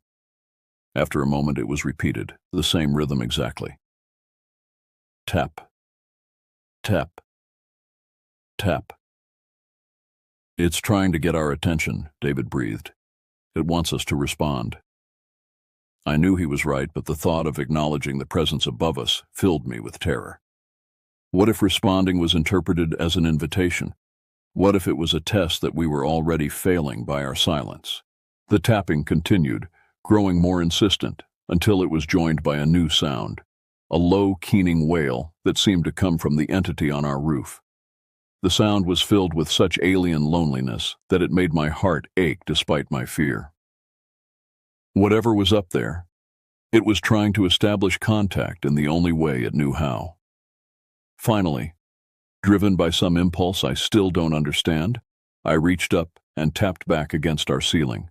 3 soft knocks that mirrored the rhythm I had heard. The response was immediate and overwhelming. The keening sound rose to a crescendo of joy, and suddenly our electrical system blazed back to life, filling our van with light and sound. Every device we owned began operating simultaneously. Lights flashing, radio blaring, fans spinning, water pump cycling, creating a symphony of electronic chaos that was somehow celebratory in nature. Outside, the circle of entities began to pulse more rapidly, their lights shifting through every color of the spectrum in complex patterns that were dizzying to watch. The humming sound returned, but now it carried harmonics that almost sounded like music, like some vast alien choir singing in frequencies just barely within human perception. As suddenly as it had begun, the chaos stopped. Our electrical systems returned to normal. The lights outside dimmed to their previous level, and the weight on our roof shifted as the entity above us moved toward the rear of our van. "I think," David said slowly, "I think we just passed some kind of test." But even as he spoke those words, I knew that our ordeal was far from over. The entities might have accepted our attempt at communication, but we were still surrounded, still trapped in their circle of light with no way to escape. And somewhere in the back of my mind, a voice whispered that acknowledgement might be only the first step in a process that would end with us never leaving this desert at all. The thing on our roof began to move again, its claws scratching against metal as it repositioned itself. And in the glow of the alien lights surrounding us, I saw new shapes emerging from the darkness beyond. More tall figures, more mechanical entities, a gathering that suggested this night was just beginning. At 2:47 a.m., everything changed. I know because I had been staring at my phone's clock face for hours, watching the minutes crawl by with agonizing slowness, each second bringing us deeper into a nightmare that showed no signs of ending. The entities maintained their vigil around our van, their lights creating an otherworldly dome of illumination that had transformed our campsite into something that belonged on an alien world. The weight on our roof had shifted several times during the night, always accompanied by that deliberate scratching sound that suggested intelligence and purpose. Whatever was up there was conducting its own examination of our vehicle, probing and testing with an alien curiosity that I found both fascinating and terrifying. It was during one of these periods of relative quiet that David suddenly grabbed my arm. "Do you hear that?" he whispered urgently. I listened carefully, straining to detect whatever had caught his attention. Then I heard it, a new sound coming from outside, different from the mechanical whirring and alien humming we had grown accustomed to. This was organic, unmistakably human. The sound of voices talking in low, urgent tones. "There are people out there," I breathed, hardly daring to believe it. The voices were coming from beyond the circle of entities, somewhere in the darkness past their ring of light. I could make out at least two distinct speakers, both male, though their words were too distant and muffled for me to understand what they were saying. "Maybe it's a rescue team," David said hopefully. "Someone else saw the lights and came to investigate." But even as he spoke those words, I felt a growing dread in the pit of my stomach. Something about the voices didn't sound right. There was a quality to them that seemed wrong somehow, though I couldn't immediately identify what was bothering me. The conversation outside continued for several minutes, the voices moving slowly around the perimeter of the entity circle. Gradually, I began to pick out individual words and phrases, and what I heard made my skin crawl. Specimens appear to be responding to contact protocols. Neural activity indicates heightened awareness. Prepare for extraction sequence. These were not the words of a rescue team. These were the clinical observations of researchers discussing their test subjects, and with growing horror, I realized that David and I were those subjects. "Listen," I whispered urgently. "They're talking about us like we're lab rats." David strained to hear better, and his face went pale as the meaning of the conversation became clear. "Those aren't rescuers," he said, his voice hollow. "They're part of whatever this is." The voices moved closer to our van, and now I could hear them with crystal clarity. There were 3 speakers, all male, all speaking in the flat, emotionless tones of professional scientists. "Subjects have demonstrated successful communication interface with Collection Unit 7, one voice reported. "Stress indicators remain within acceptable parameters." "Acknowledged," replied a second voice. "Phase 3 authorization granted. Initiate direct contact protocol." "Copy that. Beginning approach sequence now." The humming sound that had become the soundtrack to our nightmare began to fade, and one by one, the lights surrounding our van started to dim. The mechanical entity that had been stationed beside our door moved away, its whirring sounds growing more distant. Even the weight on our roof shifted and then vanished entirely, leaving us alone in our van for the first time in hours. But instead of relief, I felt only a deeper terror. Whatever was coming next, the entities were clearing the way for it. "David," I said, my voice shaking, "I don't think those things out there are aliens at all." He looked at me in the darkness, and I could see understanding dawning in his eyes. "You think they're human? Some kind of government project?" Before I could answer, a new light appeared outside our van. Not the ethereal glow of the entities, but the harsh white beam of a powerful flashlight. It played across our windows for a moment, then clicked off, leaving us in darkness once again. Occupants of the vehicle, a voice called out, clear and authoritative. This is Dr. Kenneth Morrison of the Atmospheric Research Division. Please exit your vehicle slowly with your hands visible. My heart sank. This was no alien encounter, no mystical experience with otherworldly beings. We had stumbled into some kind of classified military or scientific operation, and now we were witnesses who needed to be dealt with. "What do we do?" David whispered. "We comply," I said grimly. "We don't have much choice." The voice outside called again, more insistent this time. "Immediate compliance is required. Exit the vehicle now." With trembling hands, David reached for the door handle. "Stay calm," he said, though I could hear the fear in his voice. "Act cooperative. Maybe they'll just want us to sign some non-disclosure agreements and let us go." But deep down, I knew it wouldn't be that simple. We had seen too much, been too intimately involved in whatever experiment they were conducting. The clinical way they had discussed us, the references to extraction sequence and specimens, these were not the words of people planning to simply send us on our way. David opened the door and stepped out into the night, his hands raised high. I followed reluctantly, squinting against the sudden brightness of multiple flashlights trained on us. Around the perimeter of what had been the entity circle, I could now see at least a dozen human figures in dark clothing, their faces hidden behind night vision goggles. "Step away from the vehicle," Dr. Morrison commanded. He was a tall, thin man in his 50s, wearing what appeared to be a military uniform without insignia. "Move slowly toward my voice." We complied, walking carefully across the uneven ground toward the cluster of figures. As my eyes adjusted to the light, I began to make out more details of our captors. They were clearly military personnel, armed with sophisticated equipment that included not just night vision gear but also devices I couldn't identify, instruments that hummed with electronic activity and displayed readouts on small screens. "Dr. Morrison," one of the soldiers said, "the subjects show elevated stress indicators but appear to be unharmed by the contact experience."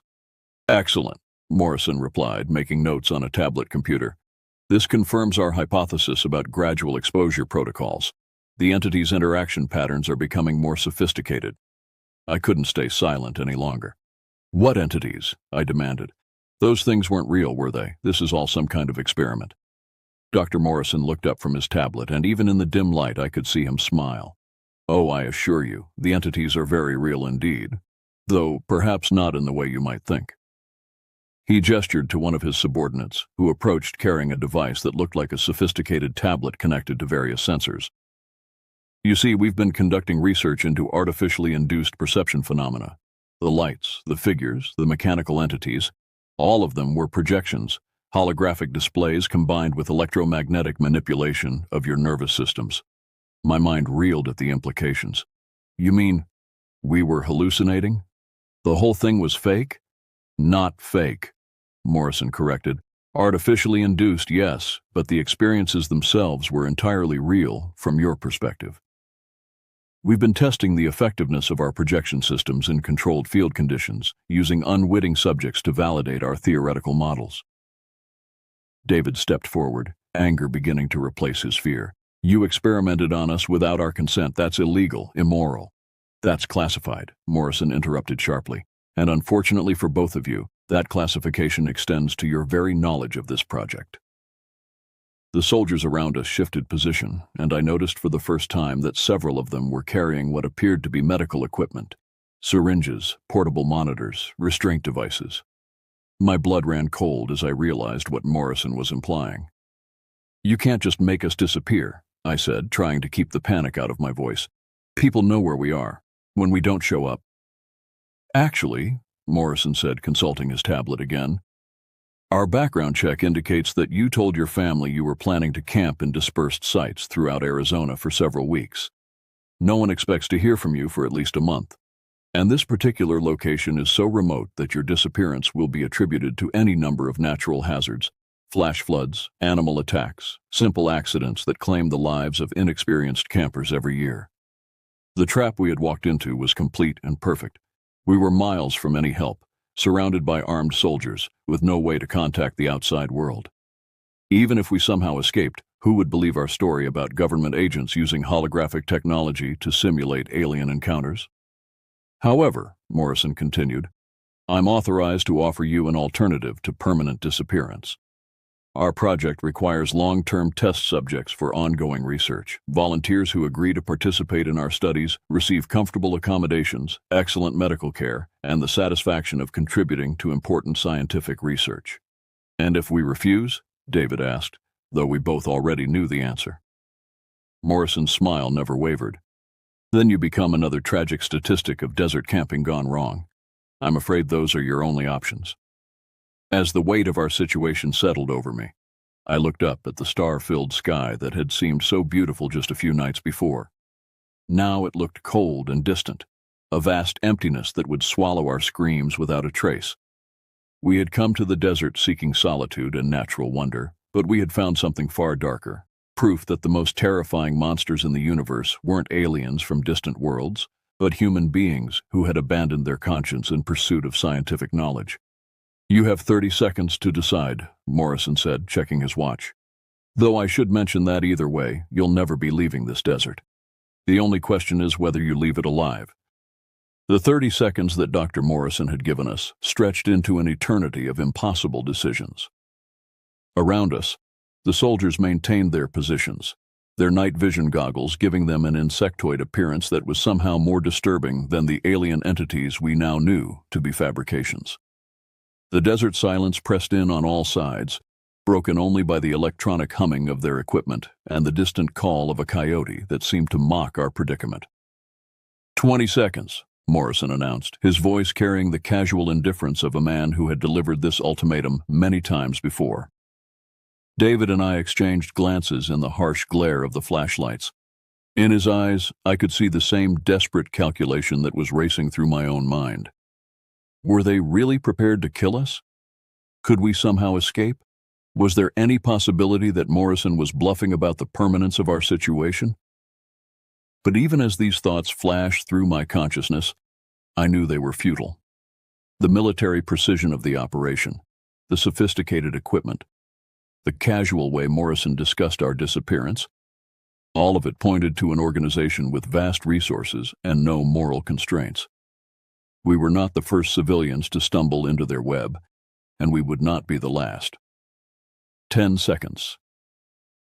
The reality of our situation crystallized with brutal clarity. We could choose to die here in the desert, our bodies becoming food for the carrion birds, and our story dying with us. Or we could choose to live, at least temporarily, as unwilling participants in whatever horrific research Morrison and his colleagues were conducting. It wasn't really a choice at all. We'll cooperate, I said, the words tasting like ash in my mouth. Morrison nodded as if he had never doubted the outcome.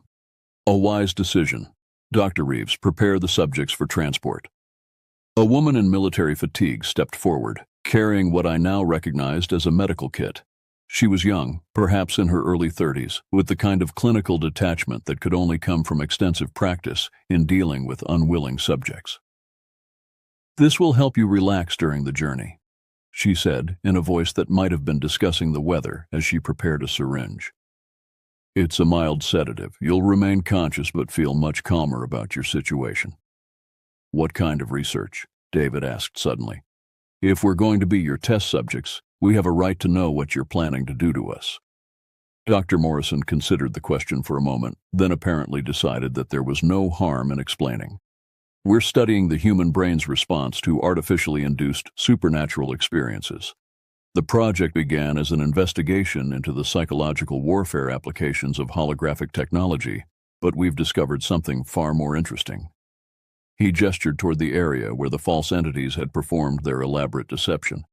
We can create experiences so realistic, so convincing, that they become indistinguishable from reality in the subject's memory.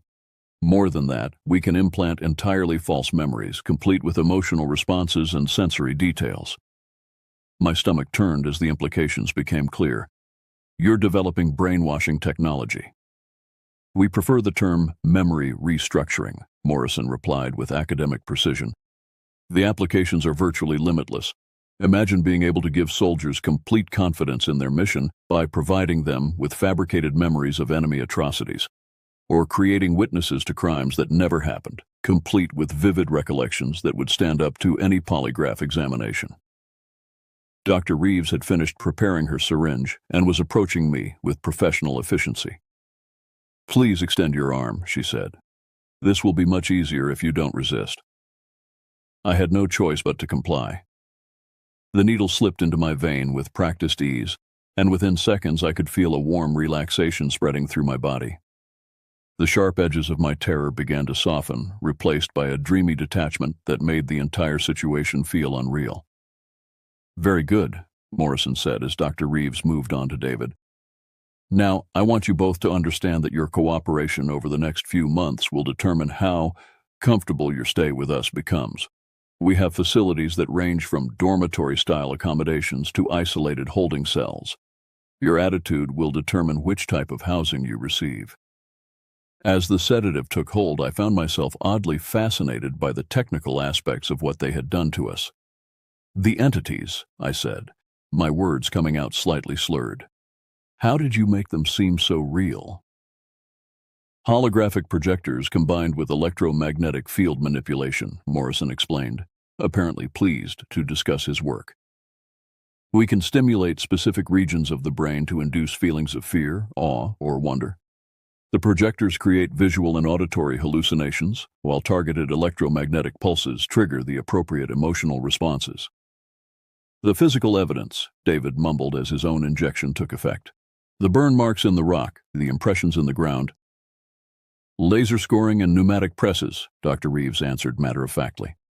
"We prepare each test site weeks in advance, creating the physical evidence that subjects will discover and interpret as proof of otherworldly visitation.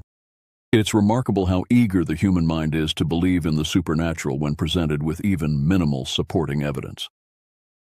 Two soldiers approached with what appeared to be lightweight gurneys, and I realized that despite Morrison's assurance that we would remain conscious, the sedative was stronger than advertised. My limbs felt heavy and unresponsive, and my vision was beginning to blur around the edges. "The transport vehicle is standing by," one of the soldiers reported. "Excellent," Morrison said. "Begin loading sequence. I want to be back at the facility before dawn." As they lifted me onto the gurney, I managed to turn my head enough to see our van sitting abandoned in the clearing. It had been our home for months, our refuge and sanctuary as we explored the country. Now it would sit here until the elements claimed it. Another piece of evidence supporting the story of two campers who had vanished without a trace in the unforgiving desert. "What about—" I struggled to form the words through the growing fog in my brain. "What about our families? They'll look for us eventually." Morrison's face appeared above me as they secured restraints around my wrists and ankles. "Oh, but they won't," he said with that same clinical smile. "You see, in about 6 months, you'll contact them yourselves. You'll call or write to explain that you've decided to start a new life somewhere remote, cutting all ties with your past. You'll be very convincing because by then, you'll actually believe it's true." The horror of his words penetrated even through the chemical haze.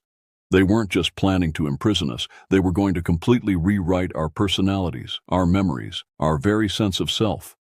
The people we had been would cease to exist, replaced by whatever versions Morrison and his team chose to create. As they loaded my gurney into what appeared to be a military transport vehicle, I caught a glimpse of the night sky one last time. The stars that had filled us with wonder just a few nights before now seemed cold and distant, indifferent witnesses to human cruelty. Somewhere up there, I thought drowsily, there might be real aliens looking down at Earth, wondering if our species was worth their attention. If they were smart, they would give us a wide berth. The last thing I remember before losing consciousness completely was the sound of the transport vehicle's engine starting up, carrying us away from our old lives and toward a future that existed only in the twisted imagination of government scientists. Behind us, our van sat alone in the desert clearing, a monument to dreams of freedom that had ended in a nightmare of captivity. But even as the darkness claimed me, a small voice in the back of my mind whispered that this wasn't the end of our story. Somewhere in the months ahead, there would come a moment when Morrison's control slipped, when his technology failed, when the human spirit proved stronger than his machines. That voice was all I had left to hold on to as the desert disappeared behind us, taking with it the last traces of the people we used to be. The red numbers on the vehicle's dashboard clock read 4:23 a.m. as we drove into oblivion, leaving nothing behind but tire tracks in the sand and a story that would never be told.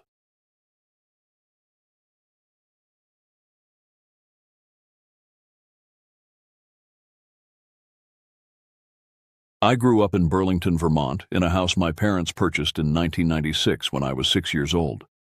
The property sat on the edge of town, where suburban lawns gave way to dense forest.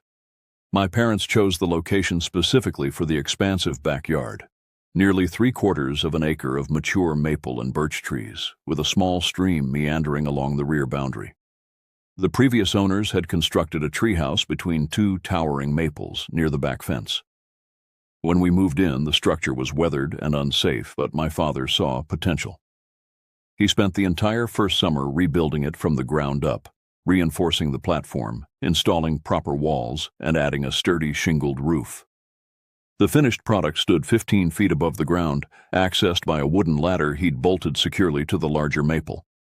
From the treehouse windows, really just square openings cut into the plywood walls, you could survey the entire backyard, the babbling creek, and the vast wilderness preserve that stretched for miles beyond our property line.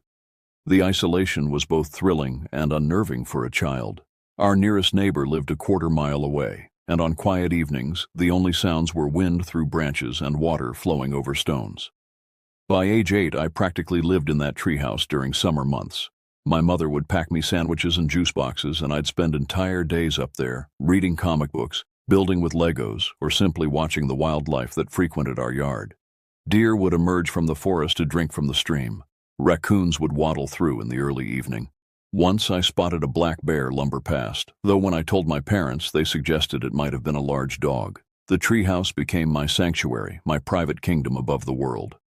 Looking back now, I realize how vulnerable I was up there, a small child, alone and elevated, visible to anyone who might be watching from the woods.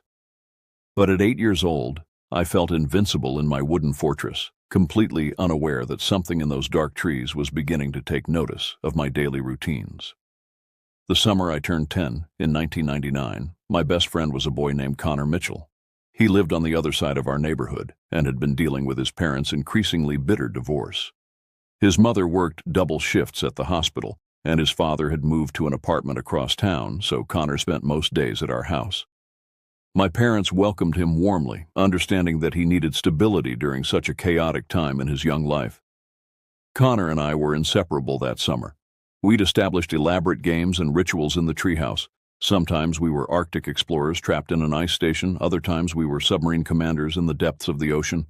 We'd haul up supplies for entire days, comic books, Connor's portable radio, bags of chips, and thermoses of lemonade. My mother would call us down for meals, but otherwise, we were left to our own devices. The first sign that something was wrong came during the third week of July. Connor and I were in the treehouse around 6 in the evening, engaged in a heated debate about which X-Men character was the strongest, when we heard something large moving through the underbrush near the stream. At first, we assumed it was another deer. They were common in the area and often came to drink in the early evening. But this sounded different. Instead of the light, careful steps of a deer, we heard heavy, deliberate movement. Branches were being pushed aside rather than carefully navigated around. The sound was methodical, purposeful, as if whatever was moving was searching for something specific. Connor and I pressed our faces to the window, trying to get a glimpse of what was making the noise. The setting sun created long shadows across the yard, making it difficult to distinguish shapes. We could see the tops of bushes swaying near the creek, but the source of the movement remained hidden. Then, abruptly, the sound stopped.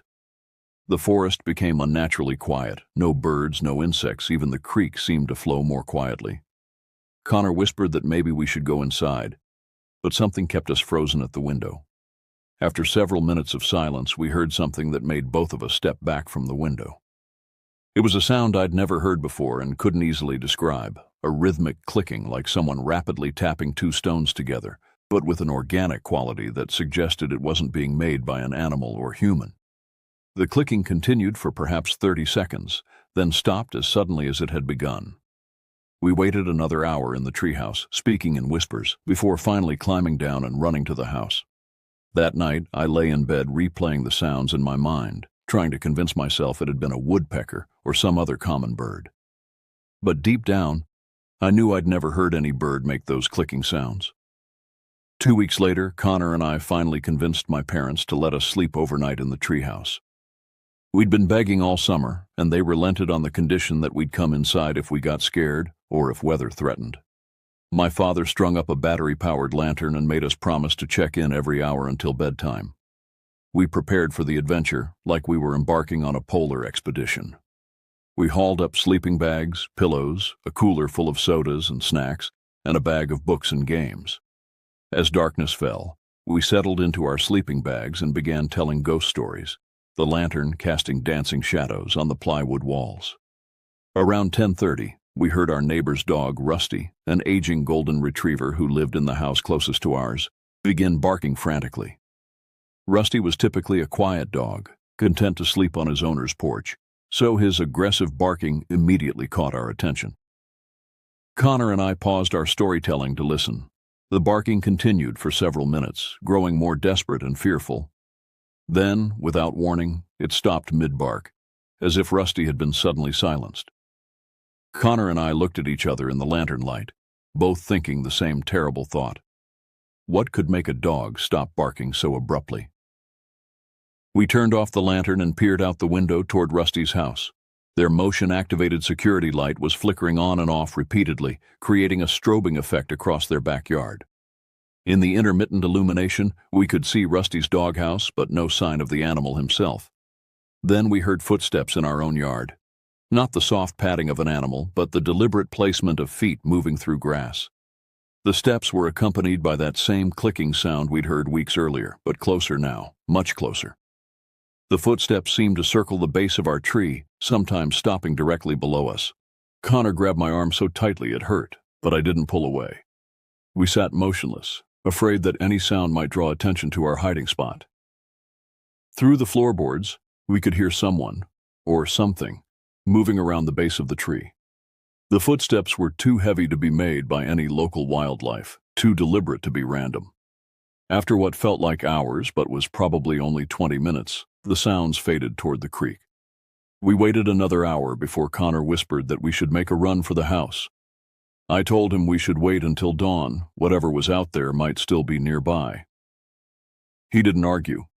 We spent the rest of the night taking turns keeping watch, listening for any sound that might indicate the return of our uninvited visitor. Every snap of a twig or rustle of leaves made us jump. When morning finally arrived, we packed up quickly and climbed down, both of us eager to reach the safety of the house. The next day, while Connor was visiting his father, I gathered enough courage to investigate the area around the treehouse. In the soft earth near the stream, I found footprints that made my stomach turn. They were human in shape, but wrong in proportion. Too long, too narrow, with what appeared to be unusually long toes. The prints were deep, suggesting someone much heavier than a child, and they formed a clear path from the forest to our treehouse and back. I wanted to show the prints to my parents, but I knew they'd ask questions I couldn't answer. How could I explain that Connor and I had been too terrified to come down from the treehouse? How could I describe the clicking sounds and the circling footsteps without sounding like I was making up stories? Instead, I tried to fill in the prints with my shoe, but they were too large and too deep. The disturbed earth remained visible, a reminder that something had been in our yard, something that walked upright but wasn't quite human in its proportions. Over the following weeks, strange incidents multiplied. Our garbage cans were repeatedly overturned, but unlike typical animal intrusions, the contents weren't scattered randomly. Instead, items were arranged in neat piles, as if someone had been methodically searching through them. Food items were left untouched, while papers and other materials were sorted into organized stacks. My mother's garden decorations began disappearing and reappearing in different locations. A ceramic owl that usually sat on our porch railing was found placed carefully on a fence post near the woods. A decorative wind chime was moved from the front yard to a tree branch near the creek. When my mother asked if I'd been rearranging things, I denied it, but I could see she was puzzled by the systematic nature of the relocations. Most disturbing was the smell that began appearing in our yard during evening hours. It was a thick, musky odor unlike anything I'd encountered. Not quite animal, not quite human, but organic and wrong. The smell would hang in the air for 10 or 15 minutes, then dissipate completely, leaving no trace. My parents occasionally noticed it but attributed it to a passing skunk or some other wildlife. Connor and I avoided the treehouse for several days, but eventually returned during bright daylight hours. We'd convinced ourselves that we'd been overreacting, that the mysterious visitor had been nothing more than a vagrant passing through the area. But we made sure to leave well before sunset, and we never spent another night up there. 3 weeks after our frightening sleepover, Connor was staying at my house again. We'd spent the evening playing video games in my room, which faced the backyard and offered a clear view of the treehouse and forest beyond. It was past midnight when something struck my bedroom window. Not hard, just a light tapping sound like small pebbles being thrown against the glass. We paused our game and listened. Another tap, then another, with a rhythm that seemed almost deliberate. My bedroom was on the second floor, making it impossible for someone to reach the window without a ladder, or by climbing the large oak tree that grew near the house. Connor suggested it might be moths attracted to the light from my room, but the tapping was too purposeful, too controlled. We crept to the window and peered out carefully, staying low to avoid being seen. The moon was nearly full, casting pale light across the backyard and making the treehouse visible as a dark silhouette against the trees. At first, everything appeared normal, but then Connor gripped my shoulder and pointed toward the forest edge. Something was moving between the trees, a tall, thin figure that seemed to flow rather than walk. It was difficult to make out details in the moonlight, but its proportions were disturbing. The torso was too long, the arms too lengthy, and it moved with an unnatural fluidity that suggested joints that bent in ways human joints shouldn't. As we watched in horror, the figure approached the oak tree that supported our treehouse. Instead of using the ladder, it began climbing the trunk itself, moving with spider-like agility. Its elongated arms reached impossibly far, pulling its body upward in quick, jerky movements. Within seconds, it had disappeared into the treehouse structure. Connor and I backed away from the window, our hearts hammering. Connor whispered frantically, asking what we should do, whether we should wake my parents. But I knew that adults would demand explanations we couldn't provide. We were 10-year-old boys claiming to see something that defied logical explanation. We'd be told we were having nightmares or letting our imaginations run wild. So we huddled on my bed, staring out the window, waiting for whatever was in the treehouse to show itself again. The wait was agonizing. Every shadow seemed to move, every sound seemed magnified. After what felt like hours, we saw the figure emerge from the treehouse, but this time it climbed down the far side of the tree, keeping the trunk between itself and our house. It moved across the yard with that same fluid, unnatural gait, stopping once to look directly up at my bedroom window. In the moonlight, I caught a glimpse of its face, or what should have been a face. The features were wrong, stretched and distorted, with eyes that reflected light like an animal's. Then it turned and disappeared into the forest, leaving Connor and me shaking with terror. We didn't sleep that night. We took turns watching the window, but the figure didn't return. In the morning, we tried to convince ourselves it had been a dream, a shared hallucination brought on by too much junk food and late-night video games. But when we finally worked up the courage to check the treehouse later that day, we found evidence that our visitor had been real.